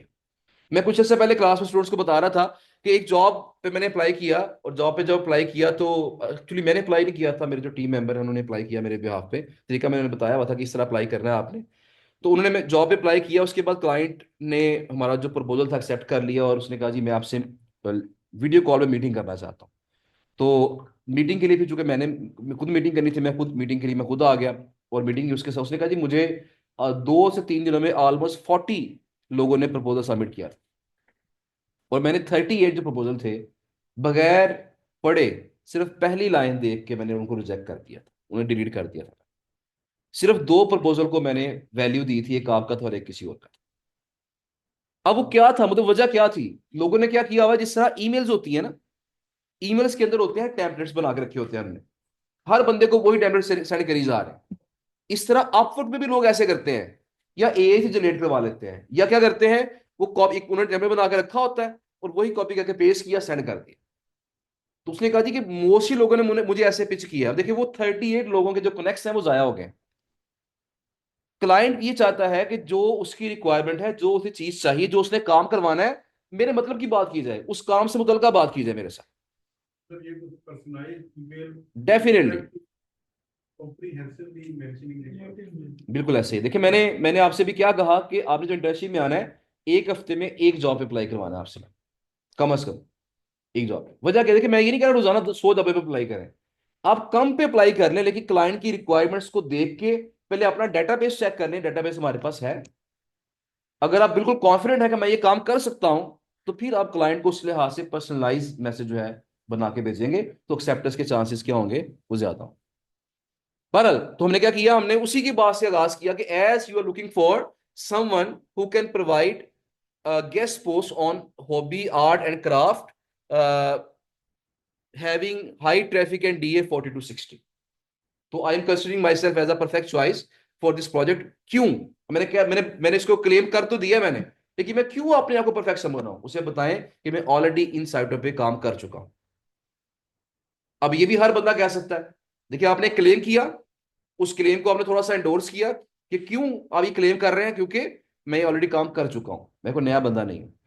अब उसको आपने साबित भी करना है कि मैं कर चुका हूं। क्या होगा अगर तो आपने प्रीवियसली किसी क्लाइंट के लिए इन साइटों पे लिंक्स लगवाए हैं, तो आप वो जो लिंक लाइव लिंक्स होंगे 2-3 वो भेज दें उसको कि देखो मैंने इस तरह की गेस्ट पोस्टें पहले भी लगवाई हुई हैं। अगर आपने पहले काम नहीं किया हुआ, सिर्फ साइटें आउटरीच की हुई हैं, आप वो साइटें शेयर कर दें उसे 2-3, कि देखो मेरे पास बिल्कुल तुम्हारी रिक्वायरमेंट्स के मुताबिक साइटें ये मौजूद हैं। 2-3 साइटें शेयर कर दें उसके साथ, और उसे कहें कि मेरे पास डाटा और भी है, या मैं और भी इस तरह का डाटा अच्छा निकाल सकता हूँ तुम्हारे लिए। मेरी बात समझ रहे हैं ना? क्लेम करना है, और क्लेम करके उसे बताना कि मैंने क्लेम क्यों किया है, और फिर आपने उसे सबूत भी पेश करना है कि मैंने वाकई ये काम किया हुआ है। जब ये आपका आगाज होगा, तो क्लाइंट डेफिनेटली आपके कवर लेटर को पूरा पढ़ेगा। अगर आपने आगाज ऐसा ना किया, तो मोस्टली क्लाइंट से करेंगे, आपके आपकी जॉब पे अप्लाई करेंगे, वो 2 लाइनें देखेंगे आपकी, उसको डिलीट कर देंगे, पूरा आपका कवर लेटर पढ़ेंगे नहीं। क्लाइंट की जो प्रेफरेंसेस हैं सर्विसेज, उसमें सिंगल फ्रीलांसर और एजेंसी होल्डर, उनमें वो क्या ज्यादा एजेंसी को प्रेफर करता है या सिंगल को? जी ये क्वेश्चन ने किया जी कि जो क्लाइंट है किसको प्रेफर करता है, फ्रीलांसर को या एजेंसी को प्रेफर करता है? देखिए यहाँ पे दुनिया में 2 तरह के लोग हैं। इस पॉइंट ऑफ व्यू से कुछ लोग जो है ना, मतलब मिक्स यहाँ पे एक केस है, कि कुछ लोग क्या करते हैं, वो उनका ख्याल ये होता है जी कि जो इंडिविजुअल फ्रीलांसर होते हैं, चूंकि वो उनकी कॉस्ट कम होती है, खर्चे कम होते हैं उनके, तो वो हमें सस्ते में काम करते हैं। तो कुछ लोग इस बिना पे फ्रीलांसर्स को प्रेफर करते हैं। और कुछ लोग कहते हैं जी कि जो फ्रीलांसर्स होते हैं बाद को ये स्कैम भी कर जाते हैं कि अब अच्छा काम नहीं करते, तो कोई अच्छी कंपनी ढूंढी जाए जो कि अच्छा काम करे हमारे साथ, चाहे पैसे ज्यादा ले ले लेकिन काम अच्छा चाहिए हमें। तो ये दोनों तरह के लोग मौजूद हैं, लिहाजा इसी वजह से तो कंपनीज का काम भी चल रहा है इसके ऊपर और फ्रीलांसर का काम भी चल रहा है। तो मेरा ख्याल है इसको मैं नहीं सोचना चाहिए। इनिशियली अगर आप एज अ फ्रीलांसर अप्लाई कर रहे हैं तो करते रहें। हमारे 90% जो स्टूडेंट्स हैं वो एज अ फ्रीलांसर भी अप्लाई कर रहे हैं इसके ऊपर। पूरी इंफॉर्मेशन और ऐड कर दिएगा कि हम्म। अभी एज अ फ्रीलांसर जो है वो हमारे लिए बेटर चॉइस है, या हम भी एजेंसी स्टार्ट करके उसी से स्टार्ट कर देंगे? देखें, अगर आपने फाइवर अपवर्क पे काम करना है तो एज अ फ्रीलांसर काम करें, इसमें कोई इशू नहीं है। आप इजीली काम कर सकते हैं इसके ऊपर, मार्केटिंग वाले। कोई इशू नहीं है इसके अंदर। देखें, दुनिया में, पूरी दुनिया में मशहूर है कि पाकिस्तानी जो है ना फ्रीलांसिंग करते हैं। और फ्रीलांसिंग के अंदर अगर टॉप 5 कंट्रीज देखी जाएं तो उसमें पाकिस्तान का नाम आता है उसके अंदर। तो इसमें कोई इशू नहीं है, आप एज अ फ्रीलांसर भी अपनी रेपुटेशन बिल्ड कर सकते हैं। असल में रेपुटेशन आपकी जब आपके कुछ चंद एक रिव्यूज लग जाते हैं ना, कुछ ऑर्डर आपकी प्रोफाइल में आ जाते हैं, पोर्टफोलियो में आ जाते हैं, तो ऑटोमेटिकली आपकी रेपुटेशन बेहतर हो जाती है। एजेंसी जरूरी नहीं है। हाँ, अगर आपने क्लाइंट्स को ईमेल्स करनी है, अगर ईमेल के थ्रू आउटरीच करना है क्लाइंट्स को, तो उस केस में फिर ये होता है कि अगर आपकी बिजनेस ईमेल आईडी हो, यानी आपकी कोई वेबसाइट बनी हुई है, चाहे सिंगल पेज की वेबसाइट हो, अगर आप उस वेबसाइट के साथ आप ईमेल बनाएं, जिस तरह हम यूज करते हैं, तीन तीन कंपनीज को हम यूज कर रहे हैं फिलहाल। एक लियो आउटरीच के नाम से है जिससे हम वेंडर्स को आउटरीच करते हैं। तो वहां पे हमने गौरव वाले नाम सारे रखे हुए हैं। और वहां पे फंस गए, स्मिथ है तो smith@liyo outreach.com, ये बिजनेस प्रोफेशनल ईमेल आईडी है। तो यहाँ से रिस्पॉन्स रेट निस्बतन आपका बेटर होता है। एक हम यूज कर रहे हैं getguestposters.com क्लाइंट्स को हंट करने के लिए, और दूसरा रिसेंटली मैंने उसको जो शुरू किया है, इसको 1 साल ऑलमोस्ट हो गया है, इस पे हम काम कर रहे थे लेकिन क्लाइंट्स की आउटरीच नहीं कर रहे थे। अब हमने इस कंपनी से भी क्लाइंट्स को आउटरीच करना स्टार्ट करना है, जो यूके की हमारी ऑफिशियल कंपनी रजिस्टर्ड है वहाँ पे, रैंकिंग चैम्प्स के नाम से। अब उसकी जो ईमेल आईडीज है बना के हम उसके थ्रू भी क्लाइंट्स को अप्रोच करेंगे। तो मकसद सिर्फ ये होता है कि ऐसी जो ईमेल्स होती हैं क्लाइंट उसको थोड़ा सा वैल्यू ज्यादा देता है कि ये बंदा आम कोई बंदा नहीं है, वाकई इसने कुछ कुछ ना कुछ वर्किंग की हुई है इसकी। तो जब आप क्लाइंट्स के थ्रू अप्रोच, क्लाइंट्स को ईमेल के थ्रू अप्रोच करते हैं तो प्रेफरेबल ये है कि वेबसाइट हो। लेकिन फिर मैं कह रहा हूं कि 80% लोग कम अज कम अभी भी वो हैं जो अपनी पर्सनल ईमेल आईडी से अप्रोच करते हैं, उन्हें जवाब आ जाता अरे जो बिजनेस वेबसाइट से हम ईमेल करते हैं उसमें स्पैमिंग का चांस कम होता है? है। नहीं, स्पैम का ताल्लुक उसके साथ नहीं है। स्पैम का ताल्लुक आपके कंटेंट के साथ होता है, आपने ईमेल्स वेरीफाई की हैं कि नहीं की हैं उसके साथ होता है। मतलब इसमें आपकी मेल फिर भी स्पैम में जा सकती है। जिस तरह मोस्टली लोग क्या करते हैं, होस्टिंगर की ईमेल आईडी बनाते हैं, होस्टिंगर से बनाते हैं। तो अभी कल आप बता रहे थे मुझे कि आपकी ईमेल स्पैम में जा रही, तो मैंने आपको क्या मशवरा दिया था, सुनो से नहीं करें, आप ब्रीवो से करें। वार्म अप कर लें, सुनो से वार्म अप कर लें, या फिर उसको ब्रीवो में अटैच कर लें। अब ब्रीवो क्या है, मतलब इस पे बात हमने थोड़ी सी की भी है, आगे क्लास में दोबारा कर लेंगे। तो अगर आप अपनी बिजनेस ईमेल आईडी को ब्रीवो के साथ अटैच कर लेते हैं ना, तो फिर सर्वर आपका ब्रीवो का इस्तेमाल होता है। और ब्रीवो चूंकि एक जो टूल है बना ही इस काम के लिए है, उसने ईमेल्स को इनबॉक्स में पहुंचाना है, उसने स्पैम्स को बचाना है। तो वो हमारी हेल्प करता है, हमारी मैक्सिमम ईमेल जो है वो इनबॉक्स में जा रही होती है। लेकिन उसके लिए आपको अपनी डोमेन को लिंक करना पड़ता है अपनी वेबसाइट को ब्रीवो के साथ, ऑथेंटिकेट करके फिर चलाते हैं हम कैंपेन, तो वो मोस्टली ईमेल आपकी इनबॉक्स में जाती है। बहरहाल जी, अब यहाँ की जो हमारी बात हो रही है उसको जरा वाइंड अप कर लेते हैं। आगाज आपने कहाँ से किया? हेलो आई से किया, मतलब एक एक एक दो अल्फाज लिख दिया आपने, उसके बाद आपने उसकी रिक्वायरमेंट से बात का आगाज किया, उसे कहा कि मैं इस काम के लिए परफेक्ट हूं क्योंकि मैं पहले काम कर चुका हूं, कॉन्फिडेंस से बात करें।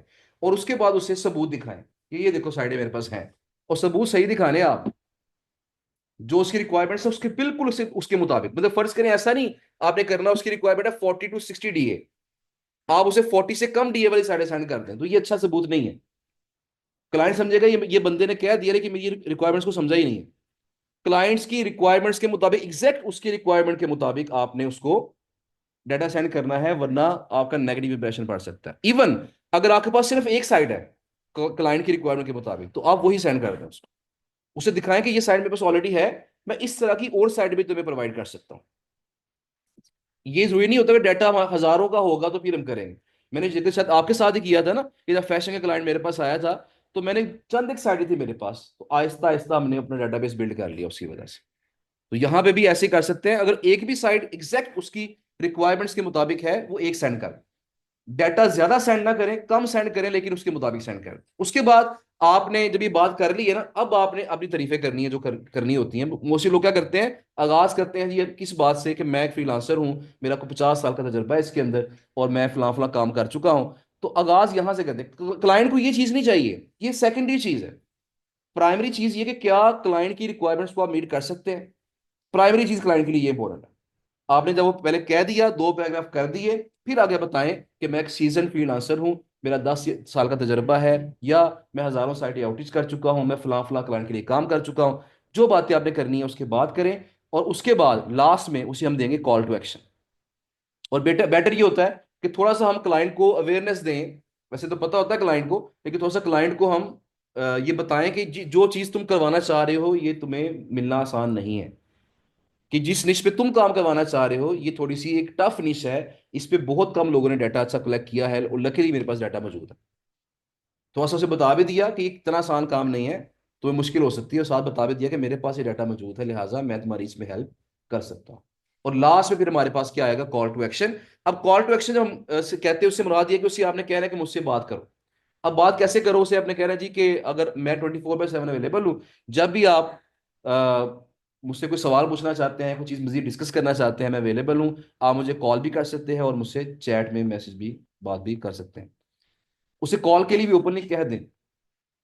बॉस को हम कॉल के लिए थोड़ा सा हेजिटेट कर रहे होते हैं कि हम किस तरह बात करेंगे। तो एक चीज़ याद रखिएगा कि अगर क्लाइंट ने आपकी प्रपोजल को एक्सेप्ट किया है और आपको कॉल की है, वो डेफिनेटली उसने आपकी कंट्री भी देखी है कि पाकिस्तान से है, और पाकिस्तान की जो मदर लैंग्वेज है, वो जो नेशनल लैंग्वेज है, वो इंग्लिश नहीं है, वो उर्दू है।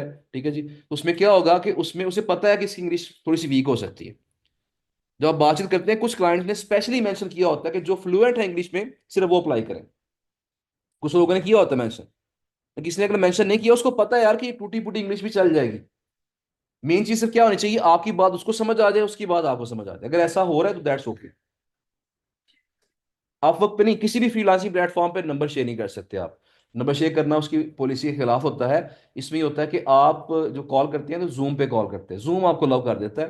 आप वक्त जो है, आप जूम का लिंक शेयर करें उसके साथ, उस पर या गूगल मीट पे बात कर लें, तो कॉल करने के लिए वो ओके है। लेकिन व्हाट्सएप नंबर या अपनी पर्सनल ईमेल आईडी ये शेयर नहीं करनी है हमने। हाँ, आप ये कहता है कि अगर क्लाइंट की रिक्वायरमेंट है, क्लाइंट की रिक्वायरमेंट है कि फलान डाटा आपने शेयर करें उसके साथ, तो फिर आप शेयर कर सकते हैं, वरना आप शेयर नहीं कर सकते, वरना अकाउंट आपका ब्लॉक हो जाए।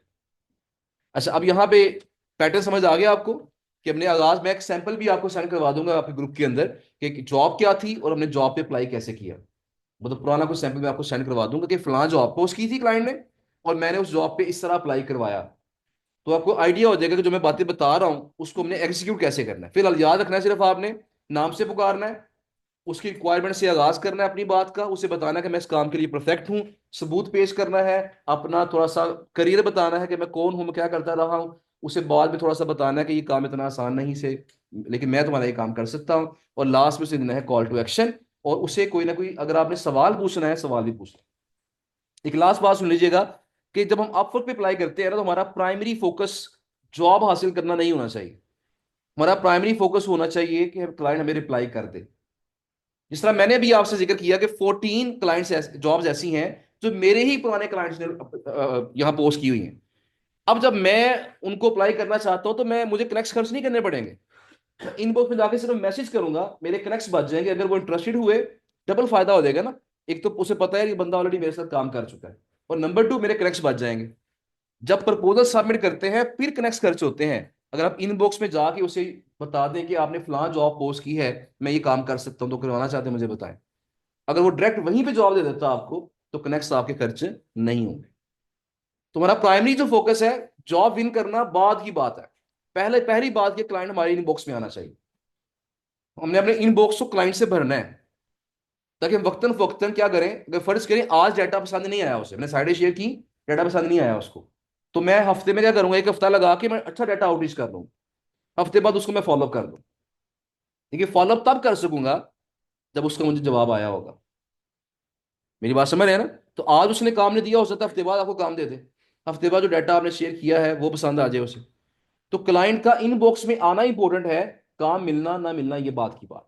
तो आपका जो प्राइमरी फोकस है वो क्या होना चाहिए, कि आपको क्लाइंट रिप्लाई करे। तो लिहाजा आप अपने प्रपोजल के अंदर, कवर लेटर के अंदर ऐसी बातें लिखेंगे जिससे क्लाइंट थोड़ा सा मोटिवेट हो और आपको कम से कम रिप्लाई करे। आप उसे कह सकते हैं कोई फर्ज करेंगे आपकी कोई चीज क्लियर नहीं है इस जॉब के अंदर, जिस तरह यहाँ हम देखते हैं share the best side with us and let us now, यहाँ पे ना इसमें फर्ज करें, अब देखिए इसकी जो प्रोडक्ट्स हैं वो क्या है, वो सोप मेकिंग कैंडल से मुतलका इसकी वेबसाइट्स हैं जिनको प्रमोट करना चाहता है। अब सोप मेकिंग का ताल्लुक कहीं ना कहीं कॉस्मेटिक्स में भी आता है, ऐसे ही है ना। तो आप इससे क्वेश्चन पूछ लें कि मेरे पास कॉस्मेटिक्स की आपने वैसे लाइफस्टाइल मेंशन किया है, तो मेरे पास कॉस्मेटिक्स की साइट अच्छी मौजूद है, क्या वो देखना चाहेंगे? एंड पे हम ये चीजें ऐड कर सकते हैं, उससे क्या होगा, अगर उसे अच्छा लगा, मुनासिब लगा, तो क्या करेगा वो, आपको रिप्लाई करेगा ठीक है मुझे सेंड करो। उसे रिप्लाई कर दिया, दैट मीन्स आपकी इनबॉक्स में वो आ गया। मेरी बात समझ रहे हैं? तो बहाने बहाने से हमने क्या करना है, कोशिश करनी है कि क्लाइंट को अच्छी चीज पिच भी करें, और उसे कोशिश करें कि अपने इनबॉक्स में लेके आए, ताकि हमारा इनबॉक्स क्लाइंट से भरना शुरू हुआ आहिस्ता आहिस्ता। इनबॉक्स भरना शुरू होगा, काम ऑटोमेटिकली मिल जाएगा इंशाल्लाह। ठीक है जी। तो ये जो तरीका मैंने सारा बताया आपको, इसको जेब में रखिएगा, और बाकी जो सैंपल है आपको मैं शेयर कर दूंगा, जो प्रपोजल का कवर लेटर का। एक लास्ट चीज जरा सुन लें, अपवर्क के ऊपर मैंने आपसे कहा था कि यहाँ पे एक ऑप्शन आती है, यहाँ पे एक ऑप्शन आती है जी, सॉरी, हमारे होम पेज पे आएगी, इन्होंने वो सेटिंग थोड़ी चेंज की हुई है। यहाँ पे एक ऑप्शन हमारे पास होगी, यहाँ पे डायरेक्ट कॉन्ट्रैक्ट्स की ऑप्शन है, या देखिए कि लास्ट में एक ऑप्शन आ रही है डायरेक्ट कॉन्ट्रैक्ट्स। इस ऑप्शन का यूज भी जरा सुन लें, इस ऑप्शन का यूज क्या हो सकता है। देखिए यहाँ पे ऐसा होता है कि मैंने जो आपसे जिक्र किया था कि बात को ऐसा होता है कि फाइवर पे, फाइवर या अपवर्क के अलावा फेसबुक में हमें क्लाइंट मिलता है, और वो एडवांस पेमेंट के लिए तैयार नहीं होता। फेसबुक पे क्लाइंट मिला, लिंक्डइन पे क्लाइंट मिला, अब उसे कंसर्न क्या है कि कहीं ये फ्रीलांसर मेरे पैसे लेके भाग ना जाए, हमें कंसर्न क्या है कि कहीं ये काम करवा के ना भाग जाए। ऐसी सूरत हाल में क्या करेंगे, आप क्लाइंट को पहले कन्विंस कर लेंगे कि अगर मैं आपको अपवर्क पे इनवाइस भेजूं, अपवर्क के थ्रू इनवाइस भेजूं, तो क्या आप पे करेंगे, उसके बेनिफिट्स बता दें उसे, उसके बेनिफिट्स लिख के रख लें, चैट जीपीटी से लिखवा दें कि अपवर्क के डायरेक्ट कॉन्ट्रैक्ट के क्या बेनिफिट्स हो सकते हैं, एक टेम्पलेट बना के सेव कर लें। क्लाइंट फर्ज के एडवांस पेमेंट देने के लिए तैयार नहीं है, उसे वो मैसेज भेजें, इसके फायदे बताएं। क्या फायदे हैं इसके, कि आप क्या करेंगे, क्लाइंट का ईमेल एड्रेस लें, उसको पुट करें यहाँ पे, आप नाम रखें, कॉन्ट्रैक्ट का नाम रखें, डिस्क्रिप्शन दें यहाँ पे कि मैं इस प्रोजेक्ट में क्या करूंगा, कॉन्ट्रैक्ट के अंदर क्या करूंगा, आवरली है या फिक्स प्राइस है वो सिलेक्ट करें। अगले स्टेप में जाके प्राइस ऐड करेंगे, इसको आप सेंड कर देंगे। जैसे ही आप सेंड करेंगे, क्लाइंट को ये मेल चली जाएगी उसकी आईडी, नहीं कैसे बाय नहीं करने पर क्लाइंट को ये मेल चली जाएगी। लेकिन ये उस क्लाइंट के लिए है जो ऑलरेडी अपवर्क पे नहीं है, जिसका अकाउंट अपवर्क पे ऑलरेडी नहीं है, उसको ये मेल चली जाएगी, और अपवर्क की तरफ से मेल जाएगी कि फलां बंदे ने आपको ये कॉन्ट्रैक्ट भेजा, क्या एक्सेप्ट करेंगे आप? जब वो एक्सेप्ट करेगा, उसे पेमेंट की ऑप्शन आ जाएगी। अब पेमेंट की ऑप्शन कहाँ कहाँ पे आएगी, वो कार्ड से पेमेंट कर सकता है, वो एप्पल पे से पेमेंट कर सकता है, वो गूगल पे से पेमेंट कर सकता है, इसके अलावा वो पेपाल से पेमेंट कर सकता है। अब ये चीज हमारे कहाँ काम आएगी, क्लाइंट कहता है मैंने पेपाल से पेमेंट करनी है, हमारे पास पेपल है ही नहीं है, तो जब मैं ये उससे कॉन्ट्रैक्ट भेजूंगा, क्लाइंट अपने पेपाल से पेमेंट करेगा, वो किसके पास चली जाएगी, अपवर्क के पास, और अपवर्क के पास वो होल्ड हो जाएगी, और हमें मैसेज आ जाएगा लो जी क्लाइंट ने पे कर दिया, अब आप काम स्टार्ट करें उसका। हम काम स्टार्ट करेंगे, काम स्टार्ट करके उसे डिलीवर करेंगे। अगर क्लाइंट को काम पसंद आ गया और काम सारा हो गया है, वो पेमेंट रिलीज का बटन दबाएगा, और पेमेंट हमें रिलीज हो जाएगी। फायदा क्या हुआ, सिक्योरिटी भी हो गई दोनों की, नहीं हुई, होगी। और नंबर टू फायदा क्या हुआ कि क्लाइंट कहता है मैंने पेपाल से पे करना है, हमारे पास अकाउंट है ही नहीं है, तो पेपाल वाला मसला भी क्या हो गया, हल हो। यहाँ जो मुश्किल पेश आपको आएगी वो सिर्फ एक है कि आपको क्लाइंट को कन्विंस करना पड़ेगा, यार ये इस पे मुझे ऑर्डर करो, उसे उसे इसके फायदे बताने पड़ेंगे आपको। और जो फीस पड़ेगी आपको, जरा वो भी लास्ट बात जरा सुन लें, फीस क्या पड़ेगी। इसमें कुछ फीस पड़ती है क्लाइंट को, कुछ फीस पड़ती है हमें। हमें फीस पड़ती है 3.4%, और क्लाइंट को फीस पड़ती है 3%। ये क्लाइंट ने अगर $100 का ऑर्डर किया है, उसके 103 कटेंगे, और हमें यहां से 95.6 मिलेंगे। मेरी बात समझ रहे हैं ना? 3.4 हमें फीस पड़ेगी, 3% उसको फीस पड़ेगी, लेकिन क्लाइंट को हम कह सकते हैं ऑर्डर यहां कर दो, तुम्हें हम 5% डिस्काउंट दे देंगे। पेपर की जो फीस है वो 5 to 7% होती है।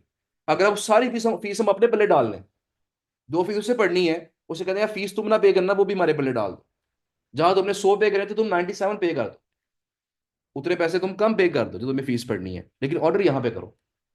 तो फायदा उसमें क्या होगा कि पेमेंट आपकी डायरेक्ट बैंक में भी आ जाएगी, यहाँ से अपवर्क भी आई, वहां से बैंक में विड्रॉ कर लिया, ठीक है और सर, आपकी सिक्योरिटी भी होगी। एग्रीमेंट हो जाता जी एग्रीमेंट हो जाता है। जी जी, जीरो वाला मतलब जीरो, जी जी बिल्कुल, यहाँ पे कनेक्ट नहीं चाहिए आप, यहाँ कनेक्ट खर्च किए बगैर ये काम कर सकते हैं। देखिए इसमें आपको को फायदा क्या मिल रहा है, आपको को कुछ ना कुछ थोड़ी बहुत फीस मिल रही है, पहली चीज तो ये है। और नंबर टू से फायदा ये मिल रहा है कि अपवर्क पे क्लाइंट्स आ रहे हैं, क्लाइंट जब इस पे ऑर्डर करेगा ना तो क्लाइंट को पता चल जाएगा यार अपवर्क भी कोई चीज है। हो सकता है महीने बाद साल बाद वो कोई नया ऑर्डर यहाँ पे अपवर्क पे डायरेक्ट प्लेस कर दे। तो अपवर्क को चाहिए कि वो चाहता है मैक्सिमम क्लाइंट्स हमारे प्लेटफॉर्म पे आए। क्लाइंट के यहाँ भी कोई ऐसा फिल्टर है कि हमें पता चल जाए कि ये वाला क्लाइंट है, उसका नाम पता चल जी सकता है? डेफिनेटली, मैं वो चीज बताना भूल गया आपको, थोड़ा तवज्जो कीजिएगा कि यहाँ पे जो क्लाइंट का नेम है वो पता लगा सकते हैं कहाँ ये जॉब हमने ओपन की हुई है। जॉब ओपन करके नीचे हम जाएंगे, यहाँ देखें इस क्लाइंट के रिव्यूज हैं। जो ऊपर वाला रिव्यू है बड़े स्टार वाला, ये वो है जो कि फ्रीलांसर ने क्लाइंट को दिया है। हमने इसको देखना है, इसके सामने देखना है हमने। यहाँ देखें, यहाँ वैसे ये देखें, ये देखिए क्या लिखा हुआ है, it was nice working with Usama and Zia. ये दो लोग हैं जो काम करवा रहे हैं। तो देखें ये फ्रीलांसर नहीं, जो बड़े स्टार है ना ये वाले, ये फ्रीलांसर ने रिव्यू दिया हुआ है क्लाइंट को, it was nice working with Usama and Zia. तो क्लाइंट का नाम क्या है, उसामा एंड, दो लोग हैं जो कि काम करवा रहे हैं। तो आप क्लाइंट जब जॉब ओपन करते हैं ना, आप क्या करें, आप उसकी प्रीवियस जॉब्स देख लें, प्रीवियस उसके रिव्यूज देख लें, तो वहां से कहीं से आपको क्लाइंट का नाम पता चल जाता है। अगर नाम पता चल गया तो ठीक है, नहीं पता चला तो आप उसे डियर हायरिंग मैनेजर करके भी पुकार सकते हैं। पेमेंट वेरीफाइड का टैग भी देखना। पेमेंट वेरीफाई का ट्रैक देख लें तो बेटर होता है। उसमें ये होता है कि वैसे तो हम लोग यही करते हैं कि जहां पेमेंट वेरीफाइड होती है वहीं पे अप्लाई करते हैं। अकाउंट इसका वो पे हो जाता है। फिलहाल गेस्ट पोस्टिंग पे इजीली अप्रूव हो रहा है।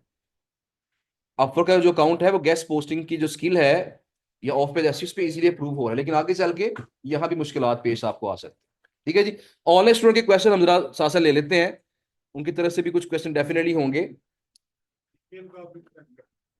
जी मैं उसका जिक्र करता हूँ, फिलहाल जरा क्वेश्चन चंद ले लें, वो फिर देख लेते हैं इंशाल्लाह लास्ट में।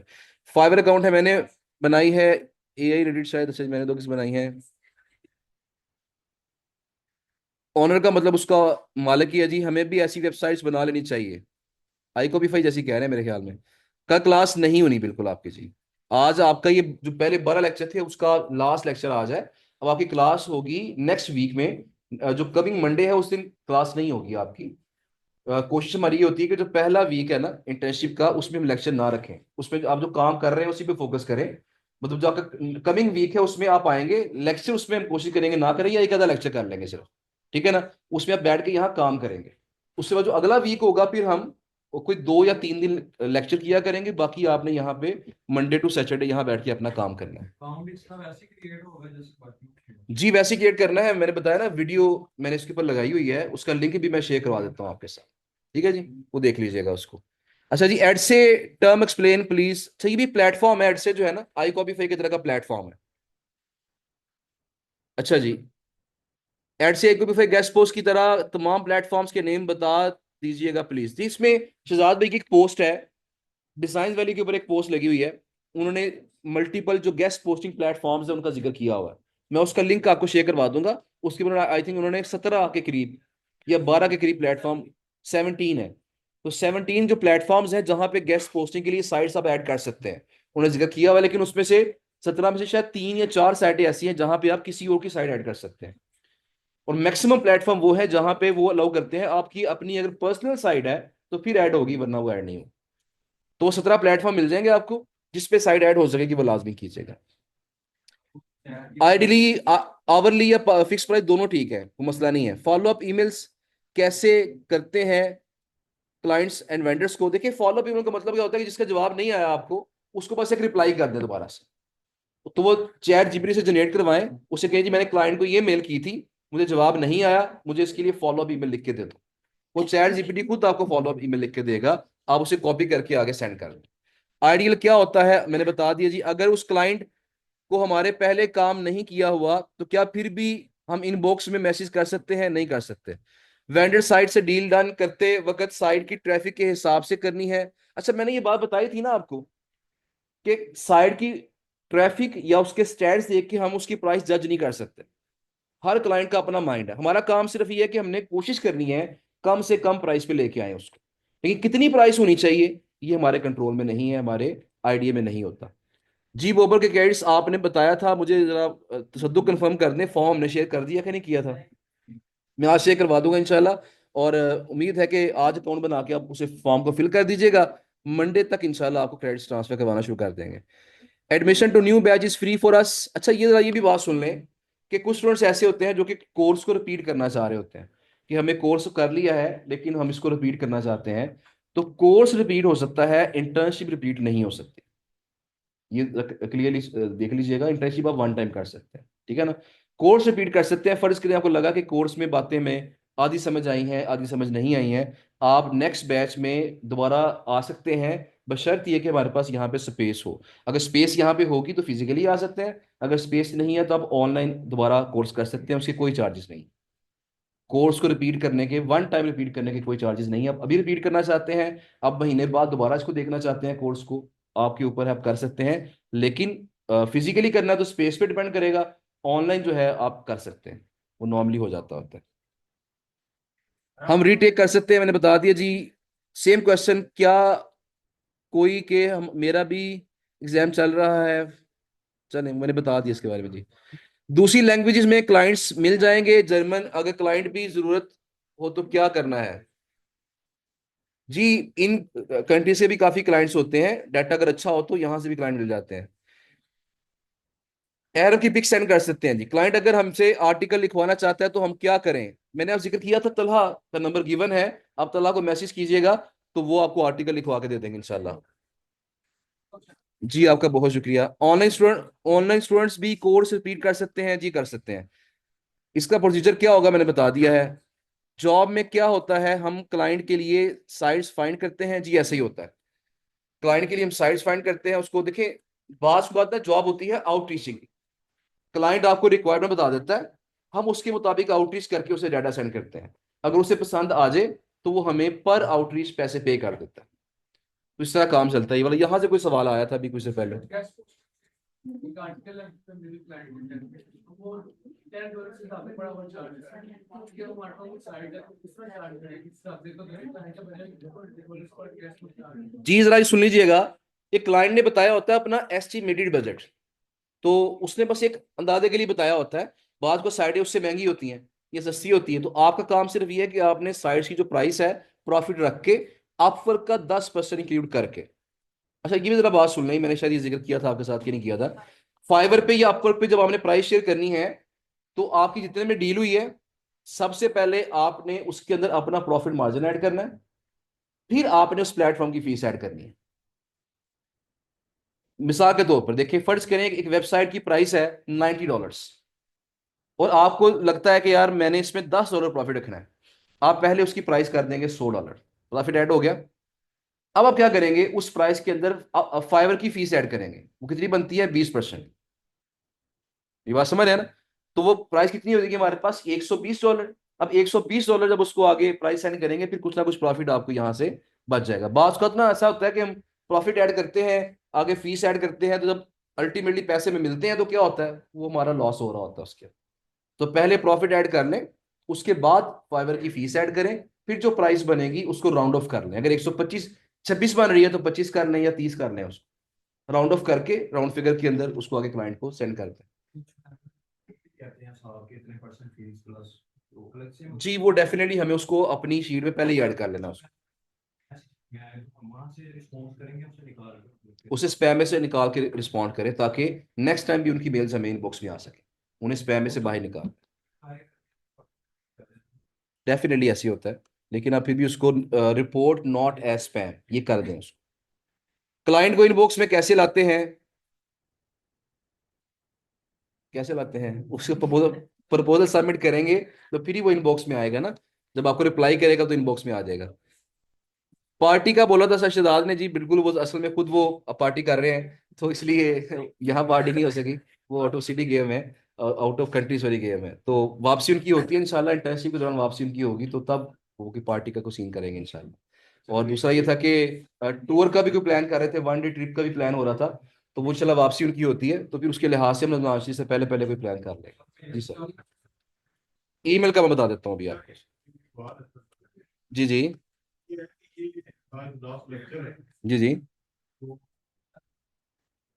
इस पूरी जो है जो क्लास हुई है इसमें हमें मुख्तलिफ जो प्लेटफॉर्म है, एआई टूल्स हैं, और उन सबको जो है उनके गो थ्रू जाना होता है, उस पर कॉम्प्रीहेंसिव इस पर वर्किंग करनी होती है। तो इस लिहाज से अगर कोई हैंड आउट जो है वो रख के, स्पेशली जो प्लेटफॉर्म जिन पे वर्किंग हो रही है उनका जो लेआउट है, स्ट्रक्चर है, वो सारा उसके मतलब एक कोई स्पेशल बता दिया जाए तो वो मेरे को काफी यूजफुल रहेगा।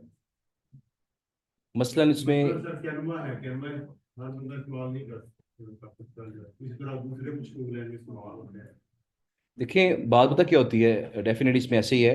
हमारे जो जीबीओबी के अंदर जो टूल इस्तेमाल हो रहे हैं ना, जो बिल्कुल इससे रेलेवेंट है, इस तरह एससीएम रश था, उसके अंदर उसको हमने किस तरह यूज करना है, डोमेन ओवरव्यू क्या है, लिंकिंग डोमेन्स क्या है, बल्क एनालिसिस कैसे करना है, ये चीज़ें आपको बता दी गई हैं। सही है। अगर कैनवा की हम बात करते हैं तो कैनवा को सीखना या लर्न करना डेफिनेटली वो एक लेक्चर की बात नहीं है।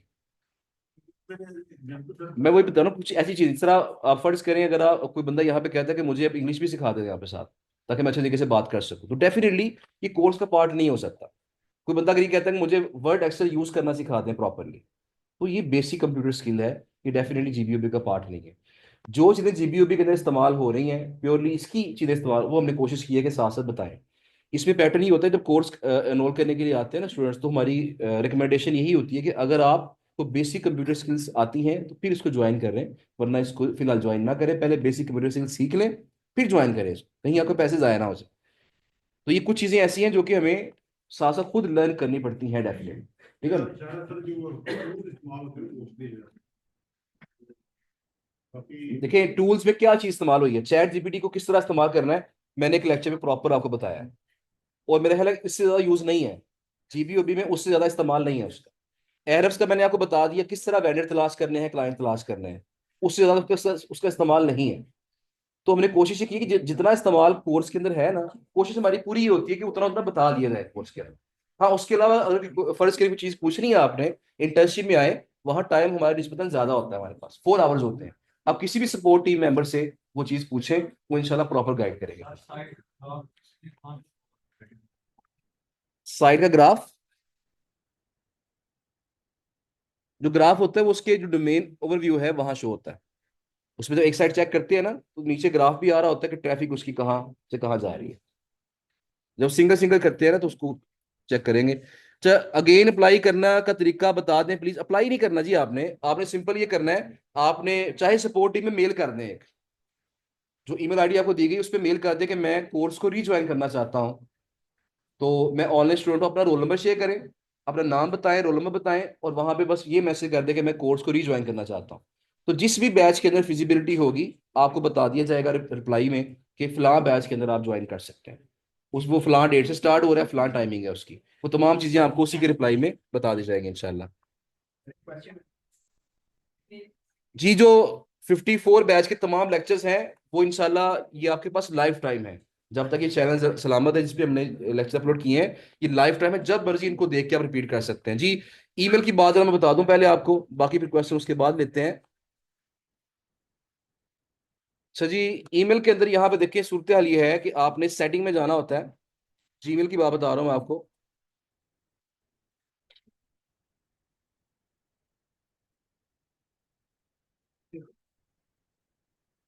जी, सी ऑल सेटिंग्स आएंगे,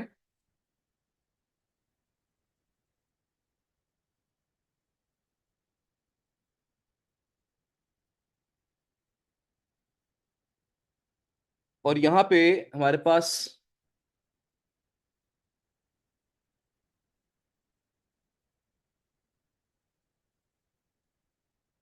ऑप्शन, हमारे पास यहाँ पे I think so accounts and import में आएगी।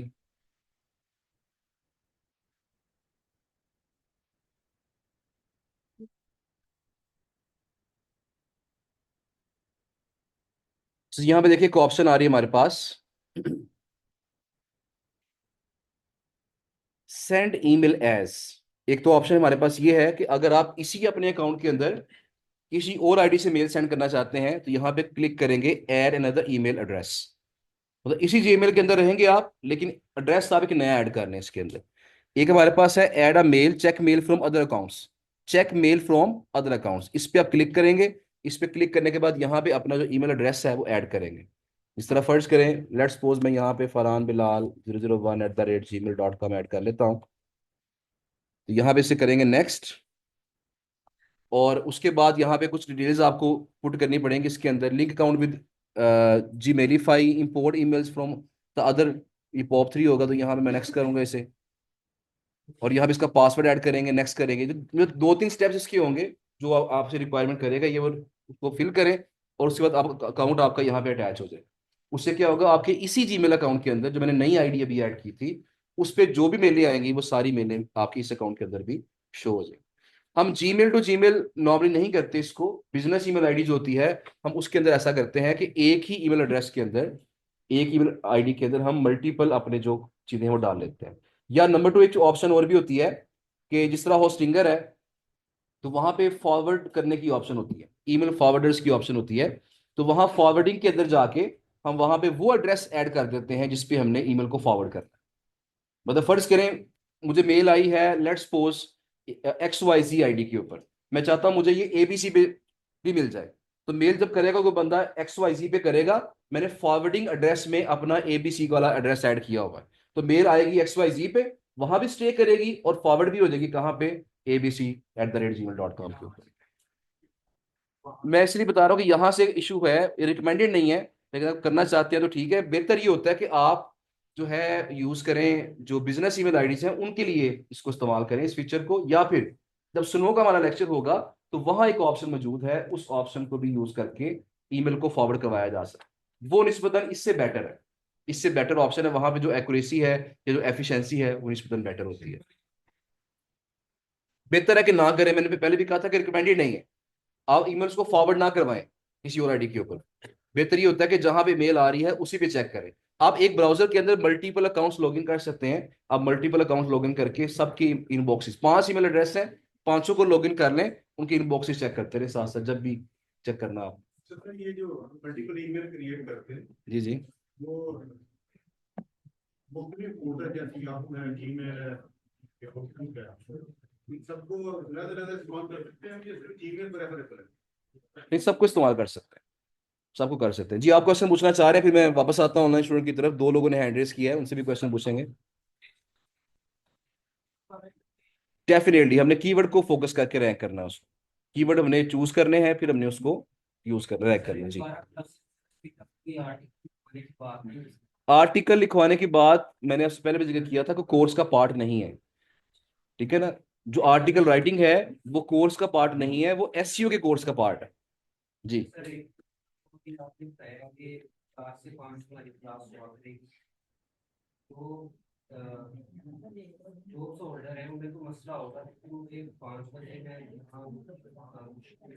जी बिल्कुल ऐसे ही है, उसमें ये पैटर्न ही होगा उसके अंदर कि फर्ज करें आपको जॉब में इशू है, क्योंकि देखिए मैं जिक्र कर दूं आपके साथ कि हमारा जो बेसिक कोर्स है ना GBB, वो ये था 12 लेक्चर्स। जो अगले 2 कोर्सेज है ना, जो अगले लेक्चर आपके 9 होने हैं, वो एडिशनल एड ऑन्स है, मतलब GBOB का ऑफिशियली पार्ट नहीं है वो एड ऑन्स है, वो कहते हैं बोनस कोर्सेज हैं, जिसमें ईमेल मार्केटिंग है और जिसके अंदर ऑथर अकाउंट ट्रेडिंग है।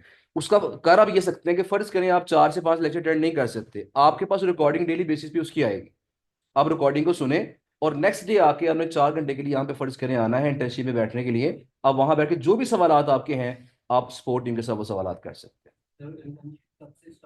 इंटर्नशिप मंडे से स्टार्ट होगी, जो कमिंग मंडे है तब से स्टार्ट होगी, 12 से 4 और 5 से 9, ये 2 टाइमिंग्स है जी। सिर्फ 1 मिनट ठहरिएगा, मैं 1-2 सवाल और, जिन्होंने जाना है फीमेल में वो जा सकते हैं, कोई इशू नहीं है मुझे, जिन्होंने जाना है वो जा सकते हैं, लेकिन खामोशी से जाइएगा, शोर क्रिएट नहीं होना चाहिए। अच्छा जी, साद मुबशर साहब हैं, इनसे पहले सवाल ले लेते हैं फिर वापस आएंगे आपकी तरफ जी। अस्सलाम वालेकुम सर। वालेकुम सलाम।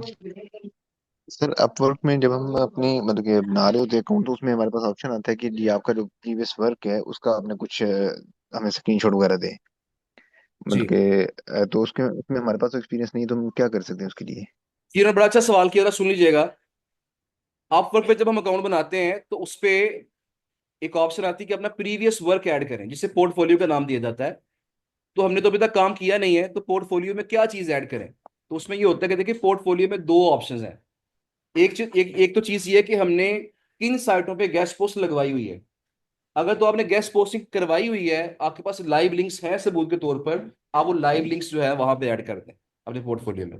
लेकिन अगर चूंकि मोस्टली लोग अभी बिल्कुल फ्रेश हैं, आपने कोई ऑर्डर कंप्लीट नहीं किया हुआ, आप क्या कर सकते हैं, जो डाटा आपने आउटरीच किया हुआ है, जो जिन साइटों के साथ डील आपकी हो चुकी है वेंडर साइटों के साथ, सिर्फ वो साइटें वहां मेंशन करें कि मैं इन साइटों के साथ डील कर चुका हूं, मैं इन साइटों पे किसी भी क्लाइंट का आर्टिकल पब्लिश करवा सकता हूं। तो ये आपका पोर्टफोलियो या प्रीवियस वर्क के अंदर ये आ जाएगा, ये उसमें कंसिडर हो जाएगा इंशाल्लाह।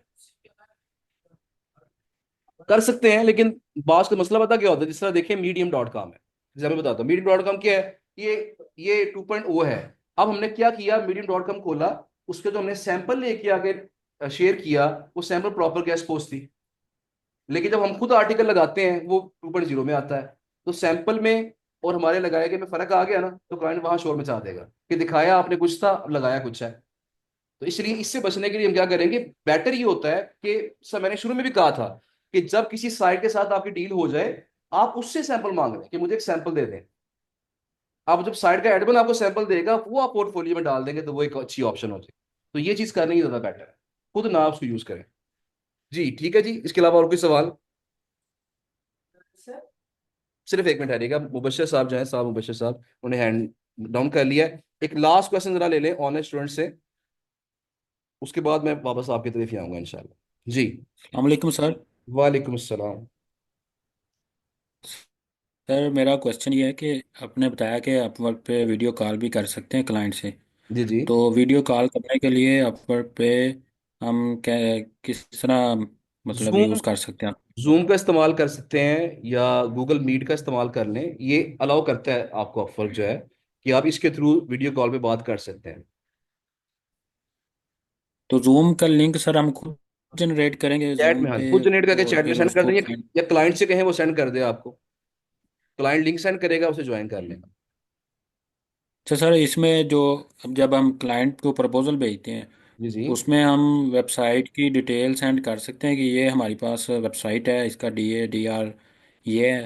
तो कुछ मेंटोर्स ये बताते हैं कि आप जब तक क्लाइंट आपको प्रोजेक्ट अवार्ड नहीं कर देता तब तक आप किसी भी किस्म की कॉन्टैक्ट्स डिटेल नहीं सेंड कर सकते क्लाइंट को। जी तो बिल्कुल सर ऐसे ये ही है। आपने अपनी जो कॉन्टैक्ट डिटेल्स हैं, किसी भी तरह की जो ईमेल आईडी है, फोन नंबर है, स्काइप आईडी है, आपने क्लाइंट के साथ शेयर नहीं करना, ना अपवर्क के ऊपर, ना फाइवर के ऊपर, ना आई कॉपी फाइवर, किसी भी फ्रीलांसिंग प्लेटफॉर्म पे, किसी भी फ्रीलांसिंग प्लेटफॉर्म पे डाटा शेयर करना अलाउड नहीं है। तो सर प्रपोजल लिखते हुए हम क्लाइंट को कैसे मुतमिन कर सकते हैं कि अगर उसकी डिमांड है कि इतने DRDA की वेबसाइट उसको चाहिए गेस्ट पोस्ट के लिए, तो हम वेबसाइट का नेम ये एंटर करके नाम देखिए, प्रपोजल भेज सकते हैं? वेबसाइट का नाम बताना मसला नहीं है, उसका DADR बता दें, नाम बता दें, प्राइस बता दें, मसला नहीं है। ईमेल एड्रेस नहीं बताना हमने उसका। डोमेन डोमेन डोमेन हम लिख सकते हैं जी प्रपोजल डेफिनेटली, में? डोमेन नेम लिख सकते हैं, कोई, मैंने तो खुद कहा है ना आपको कि एक दो साइटें बतानी है उसको आपने कम से कम, ताकि उसे पता हो यार वाकई मेरे मुतलका साइटें आपके पास हैं। अच्छा, तो सर जो ऑलरेडी क्लाइंट का आपने बताया कि उनको अगर उन्होंने मैसेज किया हुआ है और हम फिल्टर अप्लाई करते हैं उसमें देखते हैं कि क्लाइंट ने ही, जो हमारे ऑलरेडी क्लाइंट्स थे उन्होंने प्रोजेक्ट अभी पोस्ट किया हुआ है, तो जी हम उनको अपने इनबॉक्स में जाके उनको फिर मैसेज करते हैं कि आपने ये प्रोजेक्ट पोस्ट किया हुआ है, जी तो जी। मैं इसके लिए एलिजिबल हूँ, तो आप मुझे दोबारा प्रोजेक्ट अवार्ड कर दें। तो ठीक। इसमें क्लाइंट जो है अगर प्रोजेक्ट अवार्ड कर देता है तो हम्म। उसका प्रोसीजर फिर हम कैसे उसको इनिशिएट कर सकते हैं कि वो अपवर्क पे उसका प्रोसीजर ये होता है जी कि कि वो। आपके जो चैट होती है ना, या आपका पूरा क्लाइंट ने आपके साथ काम किया होता है, उसके पास ऑलरेडी वो सारे स्टैट्स हिस्ट्री आ रही होती है। वो क्या करता है, आपके लिए एक नया प्रोजेक्ट क्रिएट कर देता है वहां पे, एक नया प्रोजेक्ट क्रिएट करता है सिर्फ, और वो आपको नई नई चैट एक बार जाती है। मतलब फर्ज करिए, एक तो चैट आपकी मैसेज में चल रही है, बातचीत चल रही है, जब क्लाइंट आपके लिए एक नया प्रोजेक्ट क्रिएट करता है, वो एक न्यू चैट बन के आपके पास आ जाता है। उस न्यू चैट के अंदर सिर्फ आप उस प्रोजेक्ट से मुतल्लिका बातचीत करते हैं। तो आप तमाम जो चीजें उसके अंदर करेंगे, जो वर्क सबमिट करना है, वहां प्रॉपर ऑप्शंस आ रही होती हैं कि वर्क आपने कहाँ सबमिट करना है, कैसे करना है, वो तमाम चीजें उस सेपरेट चैट के अंदर आ रही होती हैं। अच्छा सर, नेक्स्ट क्वेश्चन है कि आपने बताया कि अगर हम आउटसाइड अपवर्क क्लाइंट है उसको हम कहते हैं कि आप अपवर्क के थ्रू हमें प्रोजेक्ट दे दें, तो वो क्लाइंट है हमारा जो अपवर्क के आउटसाइड पे है, उसको हम अपवर्क से लिंक सेंड करते हैं। तो वो अपवर्क पे आके पहले साइन अप करता है, उसके बाद वो पेमेंट अपने सेंड करता है अपवर्क को, फिर हम जो प्रोजेक्ट उसको डिलीवर करते हैं, फिर वो सारा हमारा अपवर्क पे ही होगा कि हम आउटसाइड पे ही काम कर सकते हैं साथ साथ, इसमें कि उसको पहली प्रोजेक्ट पहली बात मैं हमारा। बता दूं आपको कि जब आप डायरेक्ट कॉन्ट्रैक्ट भेजते हैं क्लाइंट को अपवर्क से, तो क्लाइंट को अकाउंट नहीं बनाना पड़ता, वो साइन अप नहीं करता, वो साइन अप किए बगैर भी पेमेंट कर सकता है। और दूसरी बात यह है कि आपने जो भी काम सबमिट करना है, चूंकि फाइवर बीच में अब आ गया है ना, फाइवर जो फाइवर या अपवर्क है, ये गारंटी के तौर पर बीच में आ गए हैं। तो जो गारंटी के तौर पर आया है, सारा काम उसके सामने होना चाहिए। तो लिहाजा जो भी काम सबमिट होगा वो अपवर्क के थ्रू ही होगा, और उसी के ऊपर होगा, आप डायरेक्ट काम सबमिट नहीं करेंगे। हाँ, ये होता है कि बात आप डायरेक्ट काम सबमिट कर देते हैं और क्लाइंट जो है ना, वो काम चेक करके वहां पे आपको अप्रूवल दे देता है, लो जी मैंने काम चेक कर लिया है, फ्रीलांसर ने मुझे डायरेक्ट सेंड कर दिया था, मैंने काम चेक कर लिया, मैं पेमेंट रिलीज करना चाहता हूँ। तो वो खुद अगर क्लाइंट क्लाइंट चाहे तो रिलीज कर सकता है पेमेंट, वरना हमारे हमारे लिए ये है कि बेटर चॉइस अब यही है कि हम अपवर्क पे ही सबमिट करें काम सारा। अपवर्क और अगर फाइवर अपवर्क पे, सर प्रेफरेंस। हम अगर अपवर्क पे ही उसको प्रोजेक्ट उसका जो टास्क है कंप्लीट करके सेंड कर देते हैं, जी जी। और क्लाइंट तो ऑलरेडी उस पे नहीं है, साइन अप नहीं किया हुआ, तो फिर वो पेमेंट रिलीज नहीं करता। तो अपवर्क पे फिर वो कैसे, अगर क्लाइंट हमारा पेमेंट रिलीज नहीं करता अपवर्क से, जी वो तो वो कर देगा, अपवर्क इसमें से इश्यू नहीं विड्रॉ है। करा सकता है। नहीं नहीं, इसमें होता ही है, मैं बताता हूँ आपको कि फर्ज करें आपको लगता है मैंने काम सबमिट कर दिया है, क्लाइंट क्लाइंट जो है मेरे से स्कैम कर रहा है, पेमेंट रिलीज नहीं कर रहा, तो आप वो की सपोर्ट से रब्ता करते हैं कि मैंने काम सबमिट कर दिया है लेकिन क्लाइंट रिस्पॉन्ड नहीं कर रहा। फिर आप जो है दोनों को देखता है कि कौन ठीक है, कौन कौन सही जगह पे है, उसके हक में फैसला करके फिर उसको पेमेंट दे देता है। अगर क्लाइंट सही कह रहा है तो पेमेंट रिटर्न हो जाती है, अगर हम सही कह रहे हो तो पेमेंट रिलीज ऑटोमेटिकली हो जाती है। तो पेमेंट के रिलीज होने में मसाइल नहीं आएगा आपको इंशाल्लाह, इस हवाले से बेफिक्र हो जाए। अच्छा सर, लास्ट क्वेश्चन है जी जी। कि इंटर्नशिप का आपने बताया, क्या इंटर्नशिप जो है जो बहुत स्टूडेंट जल्दी क्वेश्चन रिपीट करना, अभी करना चाह टाइम रहे कम हैं। है ना, क्वेश्चन जरा स्पीडी भी कीजिएगा। जी जी। सर लास्ट क्वेश्चन, जी जी। जो स्टूडेंट चाह रहे हैं कि जो कोर्स है वो रिपीट कर लें, तो रिपीट करने के बाद अगर नेक्स्ट बैच में या उससे नेक्स्ट बैच में, दो तीन बैच के बाद वो उनकी बारी आती है कोर्स में इनरोल होने के लिए, वो जी दोबारा जो है कर लेते हैं कोर्स, तो फिर वो इंटर्नशिप के लिए एलिजिबल होंगे नेक्स्ट बैच के साथ ही, देखें, फॉर एग्जांपल ईद के बाद मुझे समझ इंटर्नशिप आ के गई, लिए। सारी बात समझ आ गई है। देखें, इसमें ये है, कोर्स आप रिपीट जब भी करेंगे, इंटर्नशिप आपको वन टाइम अलाउड है, और वो अलाउड है जो फिजिकल स्टूडेंट यहाँ बैठे हुए हैं उनको। जो ऑनलाइन स्टूडेंट्स अगर वो इंटर्नशिप करना चाहते हैं तो आपको जो फीस का डिफरेंस है वो पे करना पड़ेगा, फीस का डिफरेंस पे करना पड़ेगा। जो फीस का डिफरेंस है फिल वक्त, जो डिफरेंस है फीस का, वो 6,000 रुपये का है। और आगे चल के ये जो डिफरेंस है ये 10,000 रुपये का हो जाएगा। तो उस वक्त जिस टाइम इंटर्नशिप करनी है आपने, उस वक्त जो फर्क डिफरेंस चल रहा है फीस का, वो फीस का डिफरेंस पे करेंगे ऑनलाइन वाले, और यहाँ पे इंटर्नशिप कर सकते हैं। अगर इंटर्नशिप रिपीट करनी है तो फिर भी आपको 10,000 दोबारा सबमिट करना पड़ेगा, फिर आप दोबारा इंटर्नशिप कर सकते हैं। कोर्स रिपीट करने के वाले से एक बात और सुनने के बजाय इसके कि आप ये सोचे कि यार मैंने कोर्स कर लिया, मैं 55 में दोबारा कर लूँ, आप ये चीज ना कीजिएगा। आप ये करें कि फिर अभी कोर्स आपने कर लिया है, आप फौरन रेपिटेशन की तरफ ना आए। आप पहले सबसे पहले ये काम करें कि जो रिकॉर्डिंग सारी आपके पास महफूज है, आप रिकॉर्डिंग एक एक देखें, उन चीजों को पहले इंप्लीमेंट करें। उसके बाद फिर जो मसाइल जो सवालात जो थोड़े मेच्योर हो जाएंगे ना आप, क्योंकि अभी रिपीट कर लेंगे तो बात तो वही की वही है, क्योंकि मैंने तो चीजें ऑलमोस्ट वही बतानी है, 19-20 का फर्क हो जाएगा, 18-20 का फर्क हो जाएगा। तो कोर्स रिपीट करने का वो फायदा आपको भी नहीं मिलेगा। हाँ, अगर आप थोड़ा सा कोर्स को रिपीट खुद करते हैं, वीडियोस देख के प्रैक्टिस करते हैं, नॉलेज गेन करते हैं, कोई नए सवालात आपके पास आते हैं प्रैक्टिकली, फिर मुझसे आगे सवाल करते हैं आप यहाँ पे कोर्स में दोबारा ज्वाइन करके, वो बेनिफिशियल चीज होगी। तो आपने फौरन रिपीट करने की तरफ नहीं आना, एक दो बैचेस आप वेट करें, एक दो माह वेट करके अपनी तैयारी पहले फुल करें। उसके बाद अगर लगता है आपको कि मुझे रिपीट करना चाहिए तो फिर रिपीट कीजिएगा, वरना ना कीजिएगा। फाइबर और जी। अपवर्क पे अकाउंट जो है वो ब्लॉक होने के चांसेस भी होते हैं। उस वाले से जो प्रिकॉशनरी टिप्स हैं वो जरा बता दीजिए। जी, फाइवर ऐप पर भी अकाउंट ब्लॉक हो सकते हैं, उसमें सिंपल आपने एहतियात ये करनी है कि वीपीएन का इस्तेमाल करके इन प्लेटफॉर्म्स को ओपन नहीं करना। पहली चीज तो ये है। नंबर टू चीज ये है कि आपने जब फाइवर पे गिग बनानी है तो किसी वेबसाइट के नाम से गिग नहीं बनानी कि मैं इस वेबसाइट पे गेस्ट पोस्ट दूंगा। आप स्टैट्स मेंशन कर दें कि I will publish guest post on 90 plus DA, million plus traffic, ये मेंशन कर सकते हैं, लेकिन कहीं भी स्पेसिफिकली वेबसाइट का नाम मेंशन नहीं करना जब तक वेबसाइट आपकी अपनी ना हो। अगर आपकी अपनी वेबसाइट है, ऑन वेबसाइट है, फिर आप उसका नाम मेंशन कर सकते हैं, वरना अगर आप किसी साइट का नाम मेंशन करके गिग बनाएंगे तो गिग भी डिलीट हो सकती है या आपका अकाउंट भी उस वजह से ब्लॉक हो सकता है। जी। और तीसरी चीज ये है कि आपने गिग में कहीं भी उसके थंबनेल में, डिस्क्रिप्शन में, कहीं भी आपने अपने पर्सनल कॉन्टेक्ट का जिक्र नहीं करना वहां। आपने इस चीज को अवॉइड करना है। ये 3-4 बस एहतियातें वो कर लें तो इंशाल्लाह अकाउंट आपका बचा रहेगा। लेकिन सर जब हम एजेंसी का लिखते हैं तो एजेंसी सर्च करता है अगर क्लाइंट खुद सर्च करके आपके पास आता है फिर ओके है, उससे मसला नहीं है। एजेंसी का नाम मेंशन कर दें, क्लाइंट वो नाम खुद सर्च करता है गूगल पे, आपसे रब्ता कर लेता है वेबसाइट पे आके, तो उसमें कोई हर्ज नहीं है। लेकिन वैसे अपने कॉन्टेक्ट को खुद शेयर करना किसी भी प्लेटफॉर्म पे अलाउड नहीं। ठीक है जी। मोहम्मद जाकिर साहब इनके क्वेश्चन ले लेते हैं, सिर्फ क्वेश्चन जरा जल्दी से कीजिएगा ताकि हम मैक्सिमम क्वेश्चंस के आंसर कर सकें। जी जी। अस्सलाम सर। वालेकुम सलाम। सर ये पूछना था कि सेकंड दूसरे लैंग्वेजेस में जैसे जर्मन और बाकी लैंग्वेजेस में अगर आर्टिकल चाहिए हो तो आर्टिकल राइटर तो इसका है कोई मतलब तो आप क्वेश्चन ये कर रहे थे कि अगर अदर लैंग्वेजेस में आर्टिकल लिखवाना हो तो ये काफी महंगा लिखा जाता है। जो इंग्लिश लैंग्वेज है वो निस्बतन सस्ती है क्योंकि उसमें कंपटीशन काफी ज्यादा है। फ्रेंच लैंग्वेज है, जर्मन है, वहां पे राइटिंग की कॉस्ट काफी ज्यादा होती है। इसका हम ये करते हैं, हम नॉर्मली ये करते हैं कि कॉस्ट कम करने के लिए आर्टिकल इंग्लिश में लिखवा लेते हैं, उसे बाद में किसी अच्छे ट्रांसलेटर से ट्रांसलेट करवा लेते हैं, वो हमें सस्ता पड़ जाता है। लिखवा इंग्लिश में लिया, ट्रांसलेट करवा लिया दूसरी लैंग्वेज में मैनुअली, टूल के थ्रू नहीं, मैनुअली ट्रांसलेट करवाते हैं, जिससे एआई भी नहीं आता, प्लेजरिज्म भी नहीं आता, और अच्छा आर्टिकल लिखा जाता है वहां से, तो ये थोड़ा सस्ता पड़ जाता है।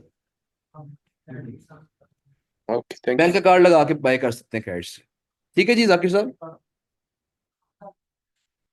इंटर्नशिप के लिए काम आपका यही है जी कि आपकी फाइवर की प्रोफाइल मुकम्मल होनी चाहिए। अपवर्क की प्रोफाइल बना के कम से कम 2-3 प्रोजेक्ट्स बना लें इसके ऊपर। फाइवर की 4 पूरी करें जी, वो तो काफी अरसा हो गया ना उसको। 4 पूरी कर लें उसकी, अभी दिन है आपके पास पड़े हुए। वेंडर्स को मेल्स आपकी कम से कम जो डील्स हैं कोई 30-40 डील्स करके आए वेंडर के साथ, अभी तक वैसे हो जानी चाहिए थी। जी जी। सर कोई साइट है बड़ा, लेकिन उसका फॉर्म भी है और पूरा उसका भी उसका फॉर्म है। वो तो देखिए साइट है, मान लेते हैं वो साइट, तो डिफरेंस नहीं दोनों में। डिफरेंस है डेफिनेटली। क्लाइंट जब आपसे गेस्ट पोस्ट मांग रहे हैं तो दैट मीन वो ब्लॉक पे मांग रहे हैं। ब्लॉक का इश्यू नहीं है, ब्लॉक चूंकि एक अपर साइड पे आ जाता है ना, तो ब्लॉक पे जो पोस्ट लगेगी उस पर वो इतराज नहीं करेगा। अगर फोरम में लगाएंगे पोस्ट तो फिर मसला करेगा। फ्री, देखिए उसमें ये होता है कि ये इसकी ना प्राइस के लिहाज से वैल्यू बड़ी कम होती है। मतलब क्या होता है, $5 में लोग इस तरह के 100 लिंक्स बिल्ड कर देते हैं। हाँ जी। तो इसलिए अगर आप 100 पे डिवाइड करें $5 को, तो ये काफी कम प्राइस बन रही होती है, तो इसका कोई खास फायदा नहीं है। तो अगर इसमें यह है कि फर्ज करें कोई प्रॉपर गेस्ट पोस्ट हो जिसका डीए डीआर अच्छा हो साइट का, वो उसे फ्री में ऑफर कर दे तो वो चल जाता है काम। लेकिन ऐसे फ्री में ऑफर करेंगे तो थोड़ा सा मतलब कि वो सूटेबल नहीं होगा। क्लाइंट को पता होता है कि इसकी कोई वैल्यू ही नहीं है मेरी। नहीं मतलब वो अगर आप इसमें गैस को कर रहे हो उसी पे उसके फॉर्म भी आप तो दें। और ठीक है, अगर कर सकते हैं तो कर दे, उसमें प्लस पॉइंट के तौर पर इसकी है। ट्रैफिक आने के चांसेस थोड़े बहुत बन जाते हैं, बाकी अथॉरिटी नहीं मिलती उसको क्लाइंट को। काम आपको बता दिया जी, काम तो देखें, अभी तक आपकी 4 किस्त बनी होनी चाहिए थी असूलन। अभी तक आपकी कम से कम 50 डील्स हो चुकी चाहिए थी। चले बहरहाल फिलहाल ये है, क्या मैंने टास्क बताया इनको, कुछ नहीं बताया। चले ऐसा करें, 4 गिग्स तो पूरी करें ना पहले। जी मेरी बात जरा सुन लें, 4 गिग्स फाइवर की पूरी कर लें, अपवर्क का एक प्रोजेक्ट कर लें, ठीक हो गया। दिन कम है ना तो मैं इसलिए ऐसे काम बता रहा हूँ। इसके अलावा जो फेसबुक की प्रोफाइल आपकी कंप्लीट होनी चाहिए, ऑप्टिमाइज होनी चाहिए, और कम से कम 1-2 पोस्टें वहां पे कर लें। इसी तरह लिंक्डइन के ऊपर करें ये वाली 1-2 पोस्टें। जो गूगल क्लाइंट्स हैं और जो वेंडर्स हैं उनको फिर क्लास में जब आएंगे इंटर्नशिप फिर देख लेंगे हम क्या करना है। क्या ख्याल है? इस तरह से काम कर लें ताकि मंडे से फिर हम आपका फोकस करवा देंगे वेंडर्स के ऊपर भी और क्लाइंट्स के ऊपर भी। जी जनाब, आप कुछ पूछना चाह रहे हैं? बात करिए, बात नहीं कर रहे तो रिप्लाई नहीं कर रहे। बिल्कुल बिल्कुल। जी ऐसा होता है, तो उसमें ये होता है कि अगर वो रिप्लाई नहीं आ रहा तो आप उनके सोशल मीडिया अकाउंट पे जाके ट्राई करें, अगर वहां से भी जवाब नहीं आता तो उसे शीट में रेड हाईलाइट कर दें, फिर जब भी जवाब आएगा उसको हम ग्रीन कर देंगे बाहर। ओके जी, ऑनलाइन स्टूडेंट्स के लिए मैं जरा लेक्चर वाइंड अप कर रहा हूँ।